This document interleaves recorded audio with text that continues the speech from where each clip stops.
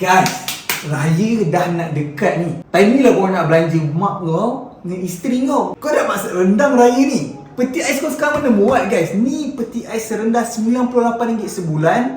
Deposit pula serendah RM1 je. Maksudnya kau bayar RM1 kau dapat peti ais. Kau tunggu apa lagi? Tekan ni WhatsApp kat bawah. Mari sini guys, aku tunjuk kat korang. Peti ais ni kenapa korang kena beli? Ada smart inverter compressor. Memang sangat-sangat jimat elektrik. Saya ada 10 tahun warranty lagi. Saiz dia pula 694 liter. Kau tengok, lagi tinggi pun aku. Jom kita tengok dalam dia guys. Sangat-sangat besar. Ada 1, 2, 3, 4, 5, 6 tingkat guys. Dan juga kat belah sini ada 1, 2, 3, 4 tingkat. Okey, untuk freezer dia pula, kalau kita buka ni, sama juga guys. Kau boleh tengok ada 1, 2, 3, 4 dan 5, 6 tingkat. Dan juga ada 2 untuk belah sini. Yang dekat sini dia guys, bahagian ais dia. Sebab apa? Ada tempat ais dengan air dekat sini. Yang paling best dia guys, peti ais ni boleh kontrol pakai wifi. Kau boleh guna phone korang untuk on, off, check kalau tak tutup rapat pun boleh. Siap ada hygiene flash lagi guys, yang mana dia akan sedut semua bau-bau peti ais ni. Hilangkan semua bau, tak kisahlah ikan ke apa. Yang paling best dia guys, ada pintu rahsia. Kalau kau malas nak buka pintu besar, pintu kecil pun boleh. Ni kau boleh ambil lah, kau nak ambil biskut ke, kau nak ambil gula-gula, air, apa-apa je lah guys. Kau boleh letak lah beberapa benda yang senang nak ambil. Tak payah pening-pening guys. And paling best, ada tempat ais dan air guys. Kalau korang tengok di sini, tekan bahagian ais hancur.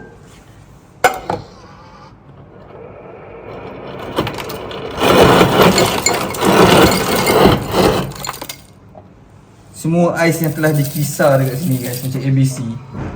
Kalau korang nak ais yang dah siap besar,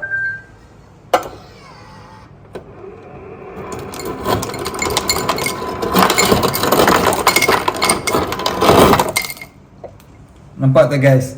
Ais besar pun ada. Dan obviously air biasa.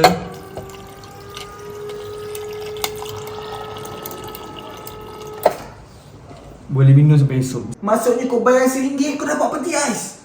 Kau tunggu apa lagi? Tekan ni WhatsApp kat bawah. Itu yang shoot podcast Haziq Walter tak record. GG. Serius. Waktu esok dia datang balik shoot kali kedua. Ni record ni. Ni record lah. Jangan. Go on, esok what's up guys? Welcome back dekat Ucast, podcast nombor 1 Malaysia.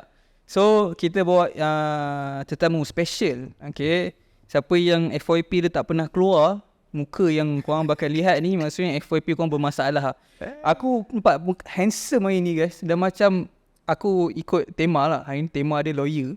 Tapi lawyer pula tema Hawaii hari ni. Aku tahu. Kita memang signature lah. Orang kata kalau tengok video aku semua, memang kebanyakannya aku pakai baju ni lah. Okay, low-key lah kan. So orang tak tahu lah lawyer. Okay, Tuan Hafiz, terima kasih datang podcast kan. Alhamdulillah, terima kasih jemput. Ini orang famous jemput kita, takkan lah kita cakap tak nak. Mesti dah datang, mesti dah keluar. Kita jerung. Aduh, tak ada lah famous sangat pun. Okay, Tuan Hafiz, satu soalan lah saya nak tanya lah. Kita nak start untuk Tak, ni nak break the ice lah. Asal Tuan Hafiz datang podcast saya, asal terima invitation? Sebab aku percaya kepada penyebaran ilmu for free lah. Oh, So kalau ada platform yang panggil aku untuk sebarkan apa ilmu yang aku ada, aku okey je. Kebanyakan masa aku akan okey je. Kalau dekat-dekat sini lah, area Klang-Valley, Selangor ni, InsyaAllah lah aku akan try untuk make my time untuk pergi lah selalunya. Aku tak kisah sangat pasal benda tu. For now, aku just nak buat apa yang aku suka, which is to talk. ni sebenarnya podcast keberapa kan Tuan datang? Tahu tak? Sebab kat Malaysia tak banyak tau podcast. Sebab aku banyak dapat, aku memilih juga. Okay, honestly aku memilih siapa yang aku pergi. Itu memang aku make it my principle. Satu, So you something special lah ni? Special lah? Okay. Of course lah, logically aku akan pergi kepada siapa yang ada paling banyak audience lah. Okay. Okay, nombor 2 is that aku akan pergi ke anak muda, youth, aku akan utamakan diorang. Nombor 3, aku akan utamakan student. So banyaknya talk aku sebelum ni, banyak talk lah. Even podcast pun ada. Dalam 4-5, aku ada satu talk kat UiTM sebelum ni, in public talk lah depan student. Tahun bulan lepas kot aku ada buat. Itu tak ada rakaman, tak ada apa, cuma ada live je aku buat live. Buat podcast Ini yang tu yang tanya, yang Tuan cerita pasal gaming scam tu. Okay. Tengok video tu pasal ML semua tu kan, pasal top up diamond. Itu antara aku punya first talk. Lepas tu ada podcast Sales Mentor. Aku pergi Financial Faiz. Baru-baru ni aku dapat jumpa dengan Yusam ni pun satu kali ketiga. So ada upcoming lagi lah. Banyak aku. Tapi kan, kenapa budak-budak muda je? Macam apa kelebihan dia? Sebab entah sebab masa time aku umur korang, Yusam muda aku baru tahu masa aku Nampak korang, tua kan? aku tak diberi, aku tak lah, bukan aku lah personally, aku tak ada opportunity yang mana ada orang yang lebih pengalaman datang Padang yang bagilah apa input yang dia nak bagi. So aku try untuk perbanyakkan benda tu. Dulu benda tu ada, mungkin susah nak access. But right now kita dah senang nak access dengan TikTok, semua orang ada smartphone. So aku try untuk appear more lah, to appear frequently dalam korang punya FYP. Tapi selain daripada tu, for now aku memang just nak share my life experience, share ilmu aku dan share personality aku tu korang lah. Tapi kan, sembang pasal, yelah dulu tak pernah ada apa, kira orang yang berpengalaman lah untuk cakap kan. Sebab tu jemput, sebab tu datang yang muda-muda kan. Masa mula-mula saya start podcast ni, saya tak expect pun ni antara side effect dia lah, akan dapat network yang macam okay, ada problem contact lawyer. Macam sebelum ni saya jemput ekonomis, macam ada soalan-soalan. Tahu Nazri Hamdan? Tahu. Sebelum ni Nazri Hamdan. I'm a big fan brother. Sebelum ni kalau ada podcast ekonomi. So sebelum ni, so kiranya kalau ada masalah ekonomi apa nak tanya kan, kenapa ni boleh tanya.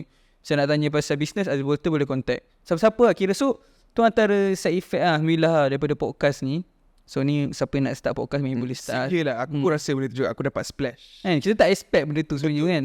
And nanti akan podcast dengan saya, akan podcast dengan Financial Faiz juga. I see.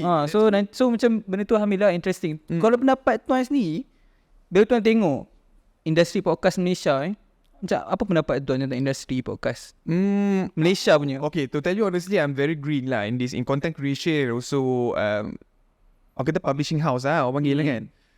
Aku baru, tapi podcast ni pun baru juga fenomena dia aku rasa.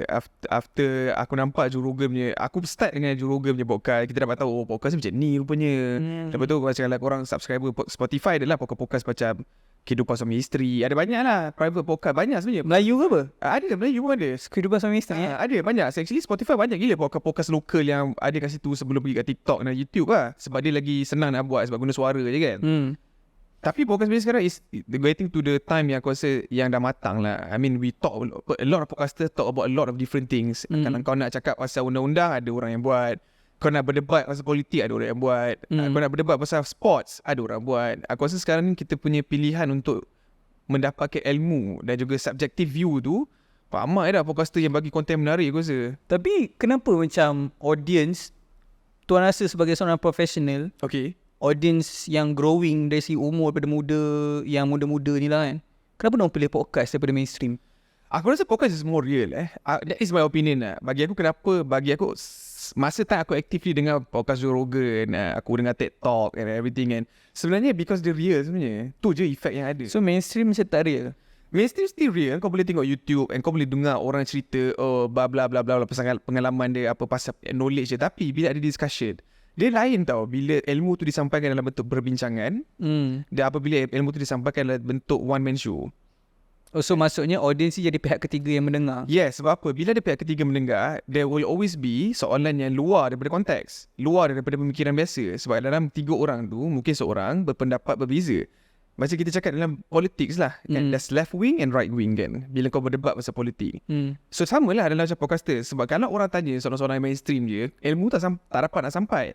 Contohnya kau tanya aku, macam mana nak berniaga online, aku boleh je cakap kau beli je lah buku berniaga online kan. Tapi bila kau ada podcaster cakap, kita dah baca buku ni, okay, kita akan dissect buku ni. So we have 3 panels kat sini, kita bincangkan apa yang betul tentang buku ni, apa yang salah tentang buku ni. So first chapter cerita pasal build your net worth through your network. Betul ke cara ni? Okay. So bila ada orang ada bedah baca buku tu, dia ada pendapat macam tu juga, mungkin dia boleh dapat subjective view on it. Maybe to build your net worth is not through networking first. Mungkin betulkan diri sendiri dulu, disiplin diri dulu, get back to yourself first. Betulkan dulu apa yang kau salah, baru kau pergi buat apa yang kau nak buat. Might be, so barulah orang dapat input yang berbeza. Tapi kalau kau dengar cerita tu benda yang sama je, 10 orang cakap pasal benda yang sama, so bila otak kau nak berkembang? Bagi aku that is my way of learning lah. Aku akan dapatkan dulu view yang tak contemporary, Dan aku compare kan dulu dengan view contemporary. Dan aku take my own judgement on what supposed to be the way of thinking lah. Okay. To me lah. That's why I choose podcast lah. Okay. And also TikTok lah. Aku lebih suka orang yang real sampaikan. Dia menjiwai apa yang disampaikan. Aku suka benda tu. I see. Faham. Saya pun rasa setuju juga. Sebab saya rasa macam tak tahu lah, dia macam ada something yang kita rasa macam sincere lah bila kita tengok discussion kan. Dia macam kalau macam kita tengok mainstream, dia ada mungkin sebab ataupun saya risau apa tau. Saya risau macam sebab dia different. Kita kan sentiasa nak cari something different. Saya risau disebabkan benda tu different je kita tengok. Saya risau tu je sebenarnya. Mainly lah Mat. Bagi aku in today's age kalau bagi aku sebab aku generasi yang terlahirnya YouTube, terlahirnya Facebook, terlahirnya MySpace, Friendster. Social media ni has always been about spreading ideas lah. Itu it comes apa benda lah kau buat pun, actually it boils down to kau punya ideologi. Sebab tu kau boleh ada influencer. Kenapa influencer ni famous? Apa ideologi yang dia bawa? Okay. Kan cuba kita tengok satu contoh lah pasal saya kau cakap pasal tadi pasal the economist kan. Kenapa people follow economist? Kenapa view dia orang nak dengar? There must be a reason why. There's a uniqueness to it. Kenapa orang tak dengar orang lain cakap? Banyak je orang lain cakap pasal ekonomi juga kat YouTube. Kat TV pun ada. So kenapa orang pilih dia? Kenapa dia FYP? Kenapa dia go viral? So the key point that is that karakter dia lah. I see. Betul juga. Without dia karakter, Cara penyampaian dia. penyampaian, the earnestness of menyampaikan apa yang dia sampaikan. Yeah. And also aku suka is subjective view yang dia ada lah. Okay. So maksudnya at the end of the day, walaupun ada facts dan dari segi ekonomis, at the end of the day, orang yang sampaikan tu pun dia ada pandangan dia sendiri. Itu yang orang nak dengar sebenarnya. Itu yang kita nak dengar. Sebab kalau pandangan dia sama je macam pandangan orang lain, buat apa kita dengar dia? Apa function dia? Apa function dia? Betul tak? Kalau macam tuan sendiri, kita semua kenal sebagai lawyer kan. Okay. Tuan memang nak jadi lawyer daripada muda. Jujur lah. Okay, daripada awal sebenarnya aku tak adalah jadi lawyer. Masa time sekolah rendah apa semua, kita biasa lah kan. Polis, doktor. Tapi bila aku dah masuk lepas aku PMR lah. PMR tu macam aku dah tahu dah, KP kau tak apa nak bijak sangat. Kau tak lepas 3A, kau kena fikir apa yang kau boleh buat. So bila aku masuk form 4 tu, aku terpinggir-pinggir juga kan. Dapat sekolah teknik, aku masuk sekolah teknik dah lah masuk engineering elektrik. Oh, engineering Engineering elektrik weh. Belajar wiring, belajar mnemonic code apa semua. So tapi masa time aku form 5 tu, macam cakap lah, kalau kau dah tengok video aku, alhamdulillah there was actually some place yang aku boleh pergi untuk aku tengok kan, dengan result cubaan aku tu apa yang aku boleh buat kan. Aku tengok strength aku, so aku dah tahu okay, aku boleh cakap, aku boleh berdebat dalam bahasa Inggeris sikit-sikit. Tu daripada sekolah dah tahu Daripada sekolah aku suka sebenarnya. Bila aku okay, suka bercakap. Bahaya orang suka cakap ni personal growth. Sebab masa time aku form 1 sampai form 3, masa aku dekat sekolah lama aku jadi budak interaktif tau dalam extracurricular. Aku main sukan je. Sukan pun sekadar main je lah. Kau tahulah sekolah taman kan. Yang main pun member kita juga. Tak pun main dengan dia. Kat sekolah punya term baru main dengan dia juga. So bila wakil sekolah, kita main wakil sekolah untuk bola baling. Tapi bila aku sekolah teknik ni, mungkin opportunity lebih. Dia ada pertandingan debat, ada pertandingan spelling bee, ada pertandingan buat karangan. Aku just explore lah benda tu guys. Sebab aku tahu aku tak pandai sangat maths. Science pun tak memang ke laut lah. Biologi apatah lagi. Chemist apatah lagi. So aku rasa macam aku kena find something yang mana kalau aku belajar benda ni, dia just perlukan kemahiran aku untuk berfikir secara kritikal, which is aku ada. And aku boleh menggunakan skill aku untuk bercakap dan juga untuk menulis. Menulis pun aku tak tahu sangat. Boleh lah menulis sikit-sikit. And then aku punya strength is that aku tahu aku memang suka argue.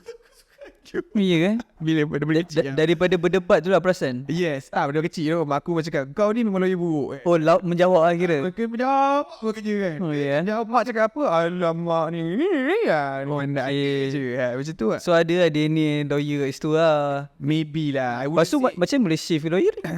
Aku lepas aku ambil teknik tu, memang aku make it my goal untuk masuk lawyer, law lah.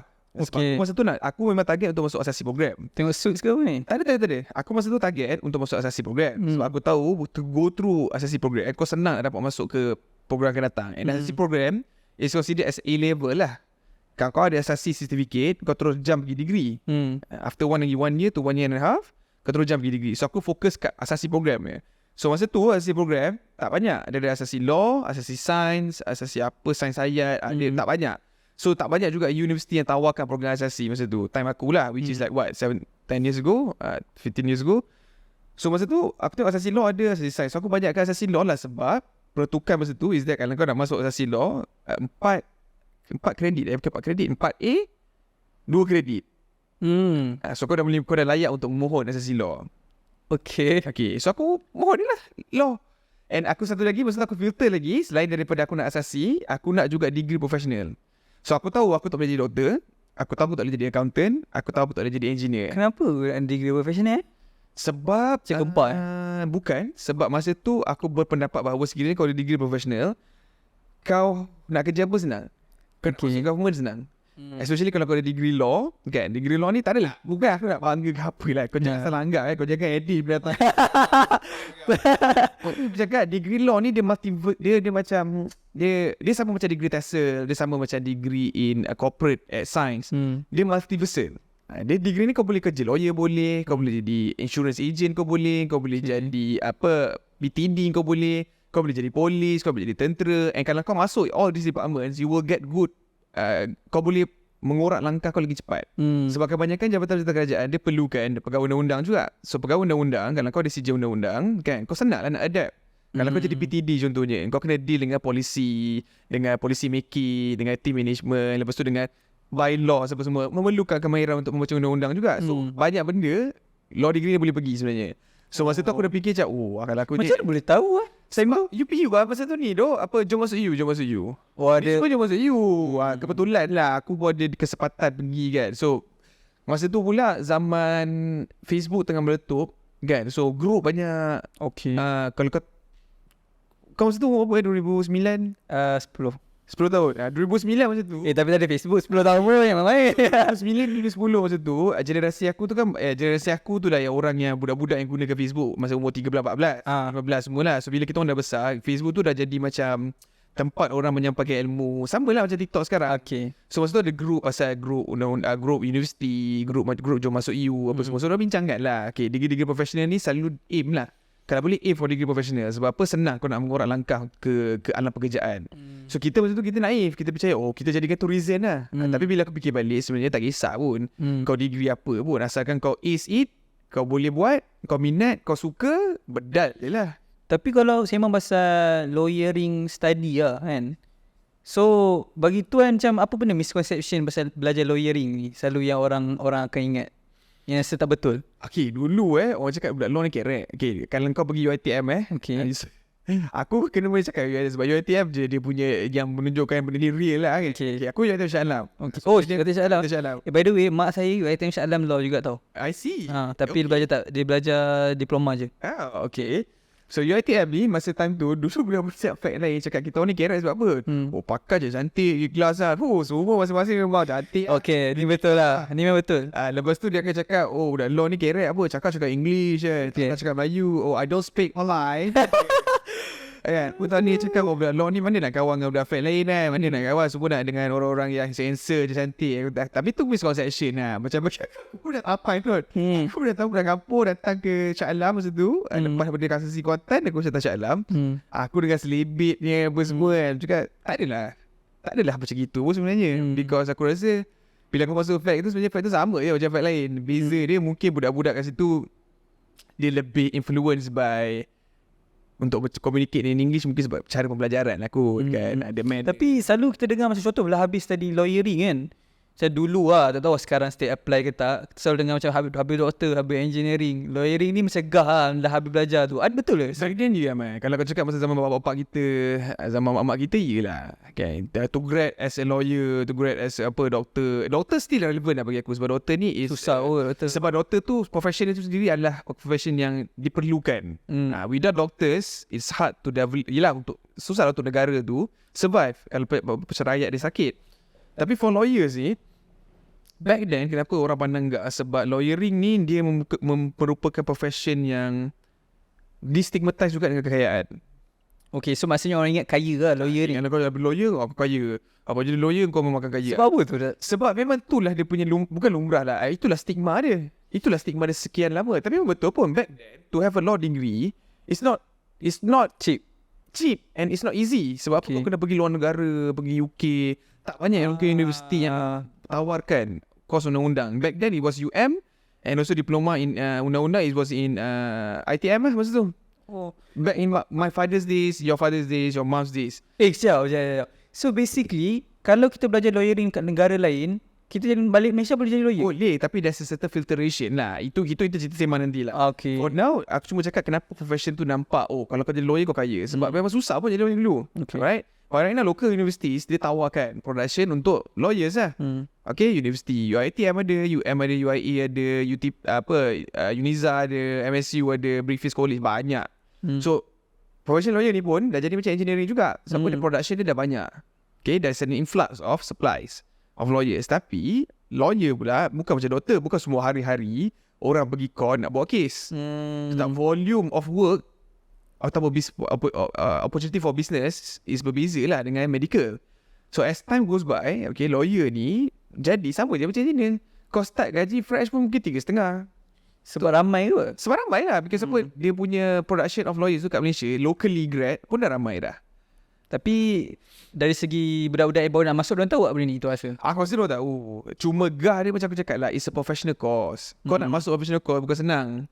Even kalau kau UiTM pun tak senang.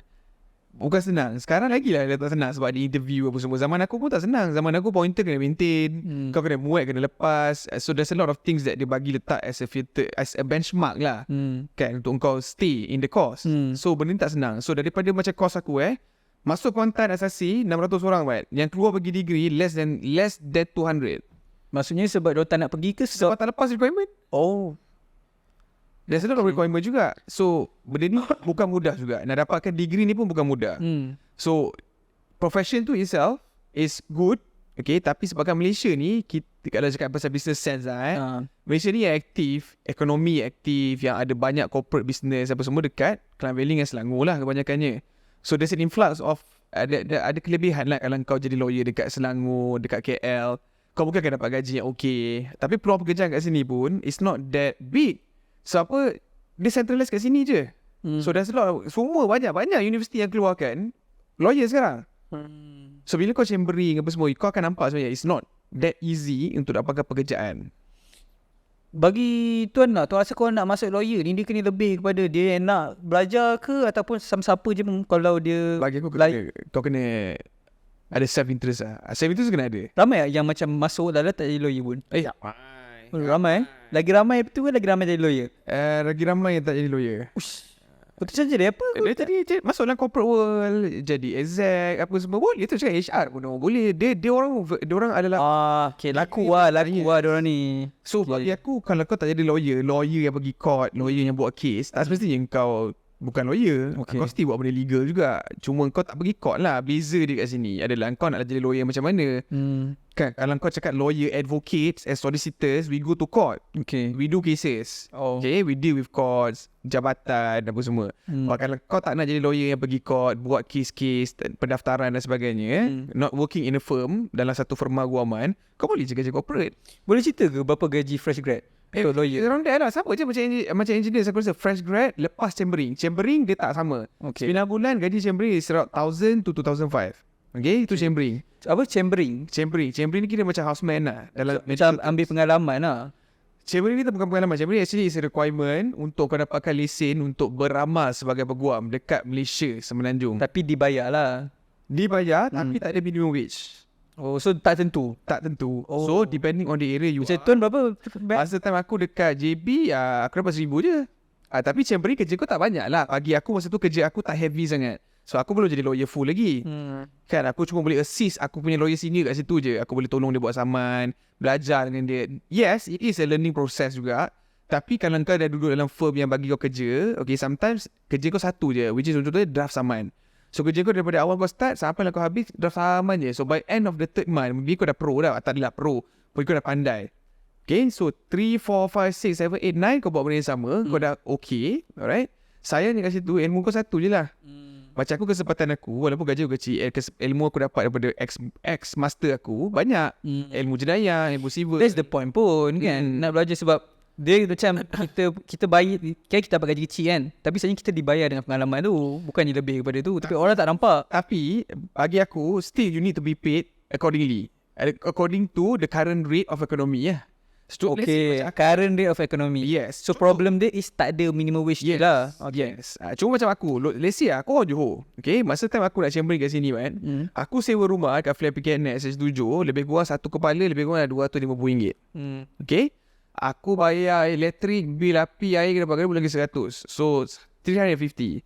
So kalau aku earn chambering punya gaji just RM1,000, RM350 dari situ, aku dah pergi dekat nak survive je. Tu tak masuk makan lagi tau. Let's say lah kau letak makan 200 lah. Kau pergi makan sehari kau mungkin makan RM10, 300 lah. Tu main jimat kawan Okay, ni. cuma kau bayangkan this is what happened dengan most of my friends yang chambering So 300 untuk kau survive untuk makan. Okay, another 150 mungkin untuk minyak kau. Okay, gas tu dah berapa dah? 350, 600, 750. So kau ada lagi left apa? 250. Let's say kau nak masa kau chambering, ataupun kau ada girlfriend lah, kau letak lah put aside RM50 lah untuk kau belanja girlfriend kau makan apa semua. RM50 sebulan. Girlfriend mana yang just tahu lah, tapi mungkin boleh kau survive kan. Dia ikhlas, kita ikhlas. So kau left with RM200. Saya cakap lah bagi mak kau sikit, RM50. RM50 bapak kau, RM50 mak kau, left with RM400.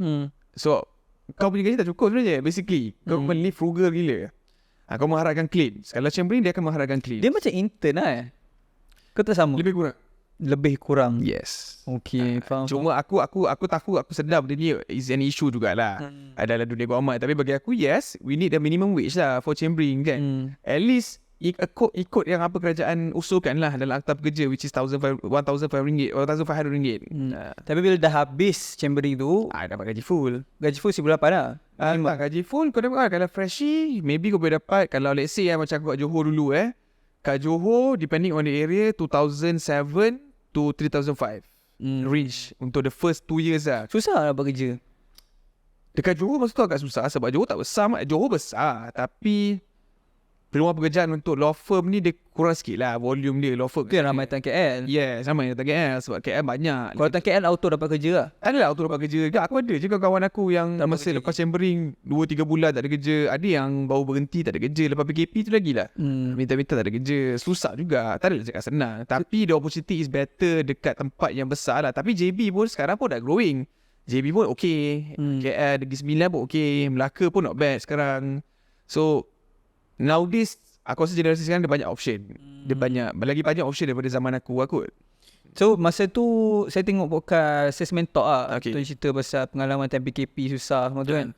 Boleh cerita sikit lah. Masa kena buat kerja ke PKP ni? Tak buat kerja pun. Aku masa time aku PKP, fine. Masa time aku 2019, masuk 2020, aku last term dengan aku punya firm untuk kontrak aku. Okay.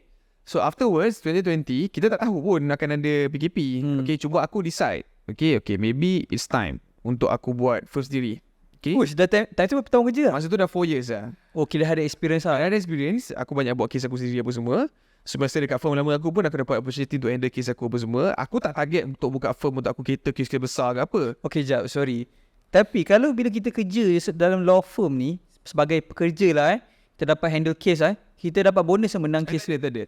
Tu memang kerja kita redor je lah. Kerja kita kan. Fix lah gaji. Betul, fix gaji. Cuma my boss is kind enough lah untuk bagi aku commission dari segi kalau aku bawa masuk case through my network. Oh, bawa masuk. Yes. Menang kalah lain cerita. Alamak cerita. So ni mungkin bos aku cakap okay lah, kalau kau dapat ada klien, kau present tu klien minat dengan cara kau, kau boleh lock klien ni, aku bagilah sikit. Lalah at the end of the day semua sama je game dia Dia tak adalah sama. Tak, maksudnya lain segi nak dapatkan job. So macam business lah at the end of the day. Benda ni dia tak paksa lah. Pasal bos tak paksa. Cuma bila kita dah kerja lama, kadang-kadang ada orang jumpa kita kat mana-mana kan, dia ambil kad kita apa semua, dia cari. So kira macam firm selalu bagi orang panggil gratitude punya return lah. Yalah. Okay. Kau tak perlu pun cari file, tapi kalau kau dapat is an added bonus to the firm. So why not share the cake? So ada firm yang macam gitu. So balik tadi case PKP tu. So bila aku masuk PKP, masa aku cakap dengan bos aku nak start on my own was 2020. So 2020 tu aku tak start buka firm nama aku sendiri lagi. Aku masih menumpang dengan firm lama aku. Okay. Cuma aku bergerak tanpa gaji. Okay, aku bergerak tanpa gaji. Masa time 2020 tu, aku dapatkan aku punya CJ lah, ataupun lesen untuk praktis pada bulan 2 tak silap aku. Bulan 3 anak aku first lahir. 8 hari lepas tu PKP. wish kau ni. Okay, masa PKP okay lah. PKP yang betul-betul PKP kau tak boleh gerak pun dah lama, Mat. Betul. 4 months ke 6 months. Kau bayangkan kan, kau tak boleh pergi court for 6 months and klien pun tak jalan kes dia. Klien takkan bayar kau. Sebab kau tak jalan kes dia. Kes pun tak jalan kat court. By way of nature lah, kau tak boleh nak paksa dia bayar juga. So bagi aku immoral lah untuk kau paksa dia bayar fee aku. Lagipun aku masa baru nak start sendiri. Aku tak ada file lagi. Cara aku ada mula aku plan, aku boleh start sebab apa, aku ada network. Tapi aku kena aktif lah, jumpa orang, cakap, pergi. So part of it is to buat content apa semua. So bila PKP jadi, aku pun jadi patah teguk. Okay. So dia jadi macam, aku tak nampak sebenarnya. Aku rasa macam kesilapan aku is aku spend 4 years untuk cultivate skill aku sebagai lawyer. Tapi aku lupa, benda dia tak garanti aku apa-apa. Patutnya aku cultivate skill aku juga. Masa tu aku fikir, patutnya aku jual barang online lah. Patut aku buat business. Aku dah start haywire tak masa tu tau. Aku macam aku cakap dalam session tu, I was fighting with my own self lah. One part cakap kau buat macam ni. Aku tapi cakap, kalau kau buat macam ni, jadi macam ni. One part cakap, kau jangan buat lawyering, berminat kan. Sebab apa, hasil dia tak begitu banyak. Baik kau tu lupakan, kau kerja dengan orang. Ada pun one part cakap, kau buat lah online business yang kau buat, dia banyak tau. So bila aku tak dapat guidance yang betul, so aku jadi macam lost. Kebetulan masa anak aku first lahir, yelah first time jadi parent. Yelah. Kan, aku pun macam terkejut. Umur berapa Masa tu 2020. Apa aku That was 4 years ago. So 27 lah. Okay. Nah, 2 tahun lepas aku kahwin, 27. Yalah tak pernah ada adik kecil ke apa. Aku first time pun tak ada pernah ada baby. Yeah. Ada baby. So it's a big challenge juga untuk aku. Masa tu dah fikir macam nak jaga anak lagi. Macam mana survive? Tak ada klien semua? Luckily masa tu wife buat business. Okay, wife aku dia dah online business lama. Dari 2017 lagi dia dah online Full business. time lah. Full time.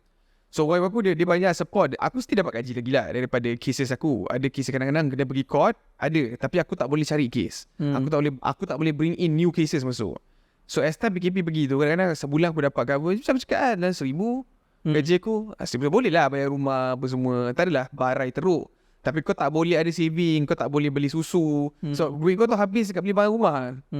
Nah, kau tersiksa kat situ lah. Sebab tu kau jadi macam buntu. Kau tak ada saving, tak ada apa. Kau penat lah. Kau rasa macam kau kerja. Kau fikir. Tapi duit tu habis dekat keperluan harian je. So kau tak satisfy kan apa kau buat. So kau rasa macam career ni bukan untuk aku. Career ni terus bukan untuk aku terus. Sebagai peguam yang duduk pergi court apa semua ni bukan untuk aku fikir. Tapi aku tahu aku ada skill untuk for it. Aku tahu aku ada passion for it. Cuma aku tak nampak dari segi masa tu lah. Macam cakap kan ada anak kan.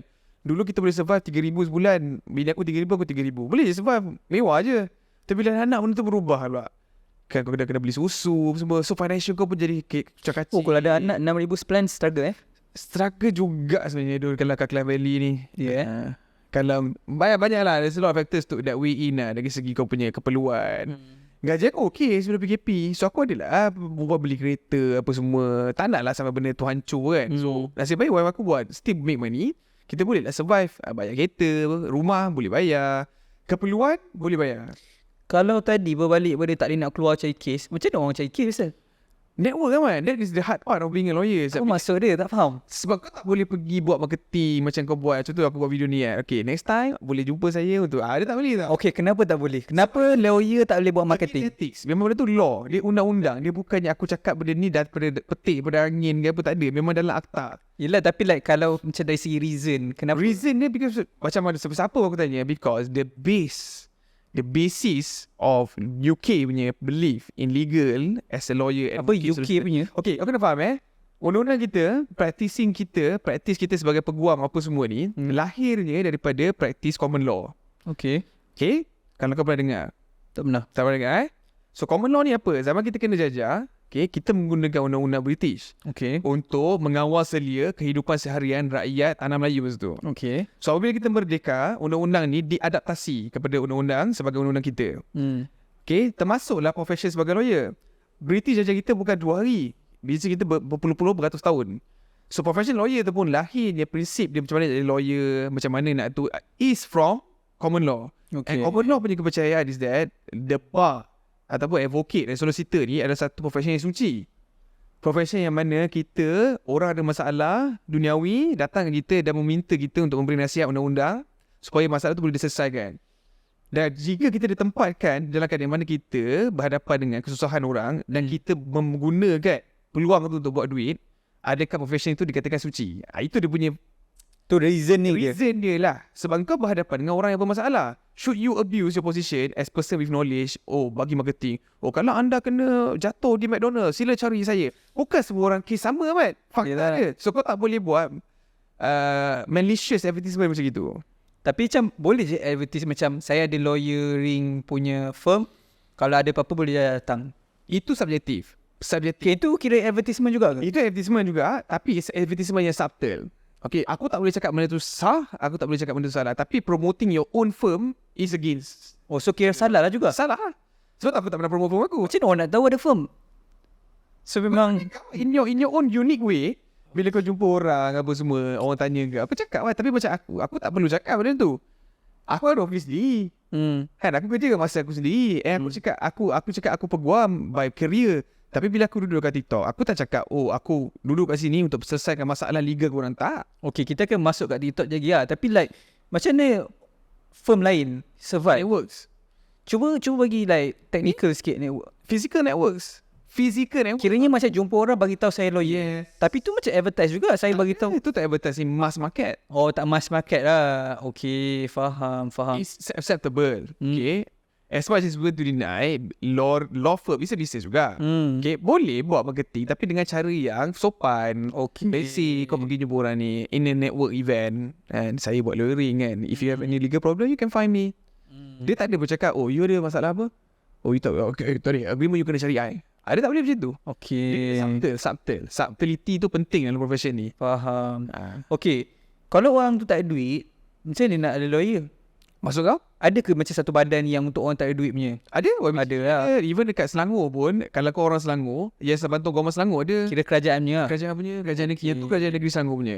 Kalau YBGK, dia bawa Yayasan Bantuan Guaman Kebangsaan, itu bawa kerajaan. Ada juga bawa Malaysian Bar, Legal Aid. Ada juga untuk kes cerai, Syari'i pun ada, Selangor ada, bawa NGO. Banyak. Satu Okay, Islam. kalau untuk manusia normal punya fahaman lah kan, Okay. kenapa tak ambil itu je? Kenapa nak kena pergi firm yang swasta? Kau kena ingat. Rakyat Malaysia 32 juta. Okay, kau kena tunggu turn kau lah. Oh, itu sama konsep macam klinik kerajaan lah. Yeah. Oh, You get what you are served lah kan. Kau expect benda tu free. So cara nak dapatkan benda free terus free kan. Tak ada RM1 ke apa kan? Liga A free, YBJK free. Yayasan Bantuan Guaman Selangor, tersilap aku free. At least kau kena bayar lah fee pemprosesan ke, fee pemfailan ke. Benda yang kena bayar kat kau kena bayar lah. Tapi lawyer yang bawa kes kau tu untuk YBJK, untuk Liga A semua dibayar oleh kerajaan, dibayar oleh Liga A, dibayar oleh badan-badan tertentu lah. Kita boleh pilih ke lawyer kita? Tak boleh. Oh, tak boleh. Tu kalau yang tu lah. Tu yang tu. Okay, dalam lawyering ni, ada tak konsep macam rekod? Rekod tak pernah kalah ke apa? Ada ke konsep tu? Maksud kau? Macam, okay, contoh. Personally. Antara lawyers lah. Kira Maybe lah kot. Tapi I'm not the one yang macam gitu lah. Sebab honestly macam aku pergi fight kat case kat court. Dia kalah, dia menang. Dia macam patusan dia tu 50-50 sebenarnya. Atau bukan, okay, itu satu. Maksudnya dari segi contoh macam, kalau orang tu nak hire, dia nak yang tak pernah kalah, dia nak yang selalu menang. Maybe lah kot. Aku tak pernah hadapi. Tapi tak kiranya fahaman tu ada lah, wujud lah. Fahaman tu ada wujud kepada high-end users lah. Okay. Kalau kau ada duit, kau mesti nak the best out of it kan. So kau akan cari lawyer yang ikut kriteria yang kau nak lah. Of course you are free to choose. Tak semestinya dia menang banyak, dia ada kredit. Mungkin kes dia menang tu mungkin fakta berbeza dengan kes yang dia bawa untuk kau. Ada tak lawyer tu dia nak jaga dia punya reputation? Macam dari segi dia maksudnya dia kalau dia tahu kes tu dia macam akan kalah, dia tak nak ambil sebab dia nak jaga rekod dia. Ada Maybe style macam tu? Personal interest, Mike. You cannot ask me how people punya personal interest would be. Bukan, maksudnya benda tu ada ke orang yang akan buat macam tu rasanya? Maksudnya? Rasanya? Rasa, Mike. Kalau aku rasa ni satu soalan yang spekulatif. Let's say kalau kau cakap lawyer ni buat benda tu sebab dia tahu dia tak nak buat sebab dia tahu dia kalah. It's a logical punya maneuver. Tapi selalu kalau lawyering, dia tahu tak dia akan kalah ke menang? Of course. Dia tahu dia akan kalah ke menang. Predict. Sebab tu kita jadi lawyer. Okay. So maksudnya contoh dengan elemen apa yang ada, fakta yang dibentang kepada kita, undang-undang yang kita tahu, kita dah boleh baca dah macam mana kes ni akan pergi. So maksudnya bila kita ada case yang contoh macam kita orang nak ambil kita lah sebagai lawyer, sebagai saya lawyer, orang nak ambil kita, yang kita analyse case tu, kita pun dah boleh bagi macam orang panggil consultation lah, case ni akan ke mana. Yes. Legal maneuver dia sama je macam kau pergi dekat consultant untuk mana-mana. You have to treat lawyer macam doctors. Okay, kau ada sakit, kau sakit kat pinggang, kau pergi doktor cakap, oh ni sakit pinggang, sakit apa ni? Kau pun tak tahu sakit apa. Kau cakap, doktor boleh check tak? Okay, saya check. Dia check daripada luaran, oh luaran ni nampak mungkin bruises lagi, aku terlanggar apa, mungkin sakit. Kau pun cakap, okay. Lepas tu tak hilang-hilang 3 hari. Kau pergi doktor yang sama lagi. Dia cakap benda yang sama lagi. Kau dah tahu dah, doktor ni mungkin bagi advice sebab tu kepakaran dia. Tengok general physician, tengok luaran je lah. So kau kena pergi klinik yang provide kau x-ray, baru kau nampak apa jadi internally pula. Sama dah macam lawyer. Consultation ni is to dissect, untuk kau bedah apa sebenarnya kau ada. Let's say kau present aku dengan problem, aku bukannya Wikipedia. Kau tanya aku satu soalan, 1000 answer aku boleh bagi kau. Betul tak? I need my time untuk research benda ni. So consultation tu is for that lah. You pay me to give you the solution. I give you the solution, you nak pergi check orang lain, you punya pasal lah. Okay. Asalkan you tahu apa you nak buat, you buat lah. Tapi boleh jadi je lah kalau contoh klien tu dia nak juga yang cari yang sampai orang percayakan dia boleh menang macam tu lah. Certain client of course, dia kalau nak invest duit, dia akan cari orang yang macam itulah. Tapi bagi aku, tak ada lawyer yang boleh guarantee kau menang 100% ataupun kalah 100%. Sebab macam aku cakap mana-mana lah dengan student ke mana-mana, undang-undang ni dia bukan black and white. Dia sebenarnya banyak colour. Macam mana kau use the law actually, and macam mana kau argue on the law makes a difference lah. So kalau kau tengok jumpa lawyer tu boleh pergi pandangan dia, okay, case kau ni, let's see case kau ni boleh menang sebab ada alasan A, B, C, D. Tapi mungkin defendant akan cakap macam ni. So macam mana kita nak prepare for counter attack ni? You need that discussion dengan lawyer tu. Okay, And you would know that sebab lawyer ni boleh buat ke tak, melainkan case ni case yang direct. Contohnya member kau hutang kau, agreement ada, sign pun sign, transfer, benda direct. Tak ada banyak, dia takkan jadi discussion yang panjang. Dia akan jadi one way punya cerita je. Tapi kalau kes tu menarik, ada banyak abstract, ada banyak background story. Selalunya kes jenayah macam itulah. Kes jenayah. Ada ke istilah macam lawyer akan pandang satu kes tu, macam dia tahu kalau dia menang, nama dia akan up? Adalah. Of course lah. Kalau kau cakap pasal, So adalah macam kes macam ramai orang nak kes tu. kalau kau cakap pasal kes viral ni kan, kau refer kan, contoh Apa-apa kes yang high profile lah. high profile, let's say case high profile. Bagi aku, dia macam throwing one stone hits two bird. Okay. Okay, kau pada masa yang sama, kau dapat kes tu, kau dibayar, kan? And dia suka dengan cara kau. Okay, dia tahu kau boleh buat binatang tu, boleh buat isu tu, dia ambil kau. Okay, pada masa yang sama, kebetulan kes ni viral, kes ni dapat attention media. So kau right lah juga. Dari segi kau punya nama kau, skill kau dalam kau buat kerja. Kan mungkin kalau kau buat kes tu kau kalah, kau menang, at least kalau kau nampak professional, kau boleh jawab soalan-soalan dengan cara yang betul, kau still menang kat situ juga. It doesn't mean they have to win the case. Banyak je kes-kes celebrity yang dia ingat macam dia boleh menang, dia pergi court, dia kalah. And lawyer yang bawa tu pun mula-mula masa nak bawa kes tu beria-ria, ingat buat menang press apa semua, macam dia ada upper hand. Tapi bila kita pergi as we go through the case kan, dia tak boleh bagi that clear guarantee pun yang dia akan menang kes tu. Dia cuma boleh cakap apa bahan yang dia ada kan untuk bawa kes ni ke mahkamah. Sekiranya lepas hakim mendengar dan hakim membuat keputusan bahawa bahan yang dia ada tak mencukupi untuk hakim memberi keputusan yang dia minta, dan hakim akan reject. Mungkin hakim akan bagi keputusan yang berbeza sedikit tetapi masih memihak kepada plaintiff. Itu aku cakap, kalau lawyer boleh garanti, maknanya dia hakim lah. Sebab hakim dia lah penentu segalanya. You cannot predict apa hakim akan cakap. Okay, saya mau pasal hakim. Sebab saya peminat cerita Suits. Okay, Tuan tengok Suits? ni. Saya tengok sampai season 6, season 7. Uish, lama. Lepas tu saya macam datang apa identity crisis. Macam apa benda aku buat hidup aku ni, siap bazir masa je kan. Buat macam sebab macam banyak lagi benda boleh guna dengan masa tu. Bayangkan satu season berapa episod. Okay. Lepas tu ganda. Masuk kau daripada segi melihat season. Dari segi dah melayan ni dah. Sebab diorang nak make money. Diorang akan panjangkan. Setiap season ada je masalah baru. Diorang boleh je create kan. Saya ni pun melayan je kan. Melayan. Sampai dah macam season 7 saya cakap tak jadi ni. Benda takkan habis sampai esok kan. So dah tak tengok lah. Tapi best lah tengok drama-drama case-case yang dalam tu. Sebab dia banyak case corporate kan. Bukan case jenayah macam CSI ke apa kan. So ni antara soalan teknikal yang saya nak tanya. Boleh tak bagi perbezaan hakim yang ketuk-ketuk tu, hakim yang ketuk kan, okay, dengan orang yang duduk ramai-ramai yang macam akan bagi keputusan tu? Itu kalau kau tengok cerita Sus, kau akan influence by US punya style. Oh, Malaysia bukan macam tu US style, kau boleh say we used to have that kind of jury system juga. Okay, cuba bagi perbezaan. Jury system ni dia apa dalam bahasa Melayu yang panggil dia penentu kepada fakta. hakim penentu kepada undang-undang. Okay. Okay, pembuat keputusan kepada fakta adalah juri.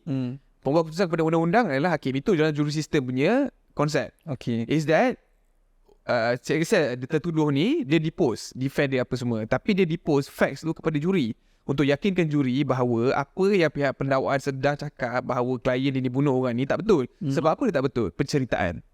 Oh, dia sebab ni kan. So tak, yang membuat keputusan dari segi undang-undang, sama ada undang-undang pembuktian, let's say cara mendapatkan bukti DNA tu ikut prosedur ke tak, hakim. The only concern that jury has is that berdasarkan fakta yang dibentangkan dan juga bukti-bukti telah dikumpul dan yang telah di tender, what do you think actually happened? Itu style of jury system. So communication skill lawyer ni memang peranan yang penting lah. Dekat dulu kalau kau tengok cerita Suits kan, lawyer yang pandai memujuk dekat depan juri, dia power. Sama macam Harvey Specter lah. Sama macam apa? Macam Harvey Specter, Harvey Specter. Okay. dia punya skill. Kalau kau tengok sebenarnya the whole Suits tu, aku tengok sampai season 4. So Harvey Specter punya skill, satu dia pandai, nombor dua, he is a sweet talker. Dia sweet talker. Dia ada skill sebagai negotiator. He's the best negotiator in the company, in the firm. He's the best at solving people's problem. Dia tahu strength orang, dia tahu kelemahan orang. Itu dia. Itu Harvey Specter, dia punya skill. Mike pula is the buku, rujukan, apa nak buat maneuver apa semua. Tapi yang execute benda tu will always be Harvey. Okay, fine. Sebab apa? Harvey has the people skills, has the personality. Tu je sebenarnya. It boils down to that. Kenapa bukan Mike? Kenapa Harvey yang pergi present? Kenapa Harvey yang pergi argue kat court? Kenapa dia yang pergi cakap dengan juri? As time goes on, baru benda tu dia serahkan pada Mike untuk Mike buat pula mentorship kan. So Suits okay lah untuk kau tengok. Tapi bagi aku lah, Tak real ke? Suits real in some level lah, Mat. Tapi terlalu dramatik lah. Kau duduk US kan, kau kat Silicon Valley, kau pergi ke LA, New York maybe lah. It applies to you lah. But if you're in Malaysia, you're in a general firm macam aku ni kan, we don't actually do that lah. We have a negotiation, tak adalah se-critical macam diorang tu kan. Ada je drama kan. But in Malaysia, if you do sit in corporate punya sector, maybe ada kot cerita macam Suits tu kan, pergi buat merger, pergi jumpa shareholder sana, kes ni tu yang besar-besar melibatkan ratus juta. Yes, it happens. But in most small firms macam aku, benda tu tak jadi lah. Ada tak jadi. Kalau yang beza dari segi hakim pula Malaysia macam mana? Segi hakim Malaysia hakim adalah hakim penentu fakta, hakim juga penentu undang-undang. So dia buat dua-dua lah. Dua-dua. Sebab apa? Sebenarnya itulah paling relevan. Sebab dia yang belajar undang-undang. Dia ada experience duduk dengan kes, bukan juri tu kan. Satu lagi, juri ni dia punya, kenapa kita against juri system common law lah, untuk Malaysia kita against juri system. So UK macam Malaysia lah. UK ada certain states yang masih amalkan juri system, tapi Malaysia kita dah tak ada dah. Okay. Kita memang totally tak ada. Tapi one of the argument yang dia cakap is that juri ni dia boleh di-influence. As time goes on, dulu tak ada TikTok, tapi kau macam mana kau nak guarantee dan masa juri tu jadi juri untuk kes tu, dia tak akan tengok TikTok and tak baca news pasal kes tu kalau benda tu exist sama sekarang. Macam mana kau nak pastikan that pendapat daripada juri ni tak bias? Susah kau nak control benda tu. Sebab tu dia guna ramai juri kan. Sebab tu satu, kau rumah geran jemput, tapi kau boleh sure ke memang juri kau ni tak akan bias. Dia tak akan tengok satu konten kat orang kat tempat lain yang cerita pasal kes ni, yang memberi input-input yang berbeza, yang boleh merubah fikiran dia, yang memang neutral daripada awal. So benda tu bahayalah. Bagi aku itu dia punya relevance lah. As a lawyer, I think it's good lah. Okay. Biarlah hakim yang belajar undang-undang, dia yang duduk atas bench, orang panggil bench kan, dia yang duduk atas bench tu, dia lah yang membuat keputusan. Dia belajar beberapa tahun, duduk sebagai hakim, pengalaman dia apa semua, baru dia boleh keluarkan satu keputusan yang jitu, tanpa bias.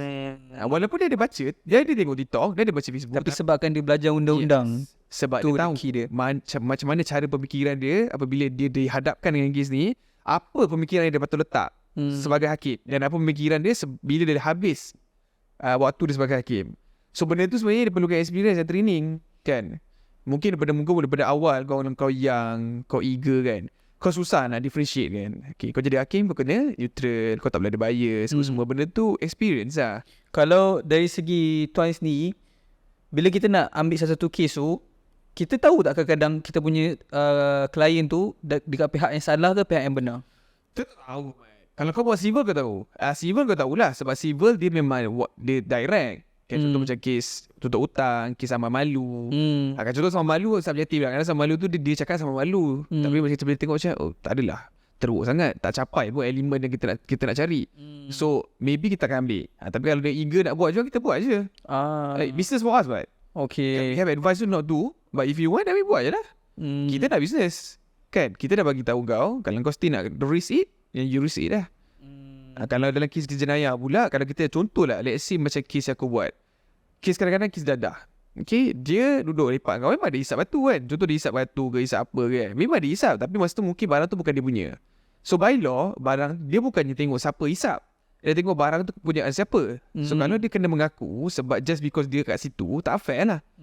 Sebab undang-undang memperuntukkan bahawa hanya orang yang mempunyai pemilikan eksklusif dan juga pengetahuan tentang barang tu saja yang perlu bertanggungjawab ke atas barang tu. So tak boleh lah pukul rata. Kalau 10 orang, 10 kena. So bila dalam keadaan macam itu, kita tahu lah memang kau datang situ, kau memang kau stoner. Kau memang hisap batu, kau hisap heroin, kau hisap methamphetamine. Tapi masa kau datang tu, kau tak tahu kau dia bawa, kawan kau ada bawa dadah. So patut ke kau menjadi orang yang bertanggungjawab juga. Dari mangsa keadaan lagi. Mangsa keadaan, walaupun lah kau memang seorang pengguna dadah.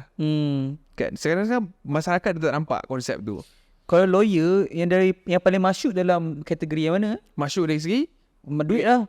duit lah. Yang selalu yang famous lah. Kalau masyuk corporate, banking, hartanah, tu memang Oh, yang susah tu sebab lagi susah ke dia dunia ni susah ke senang. Macam sebab kalau kau main, kalau kau masuk legal firm, business dia kalau macam banking, corporate, hartanah ni, kau boleh dapat file yang banyak sekaligus. So apa dia ada badan yang jalankan perniagaan tu. Contoh macam hartanah, ada developer, ada real estate agent yang perlukan lawyer. So kau boleh lah buat duit dari situ.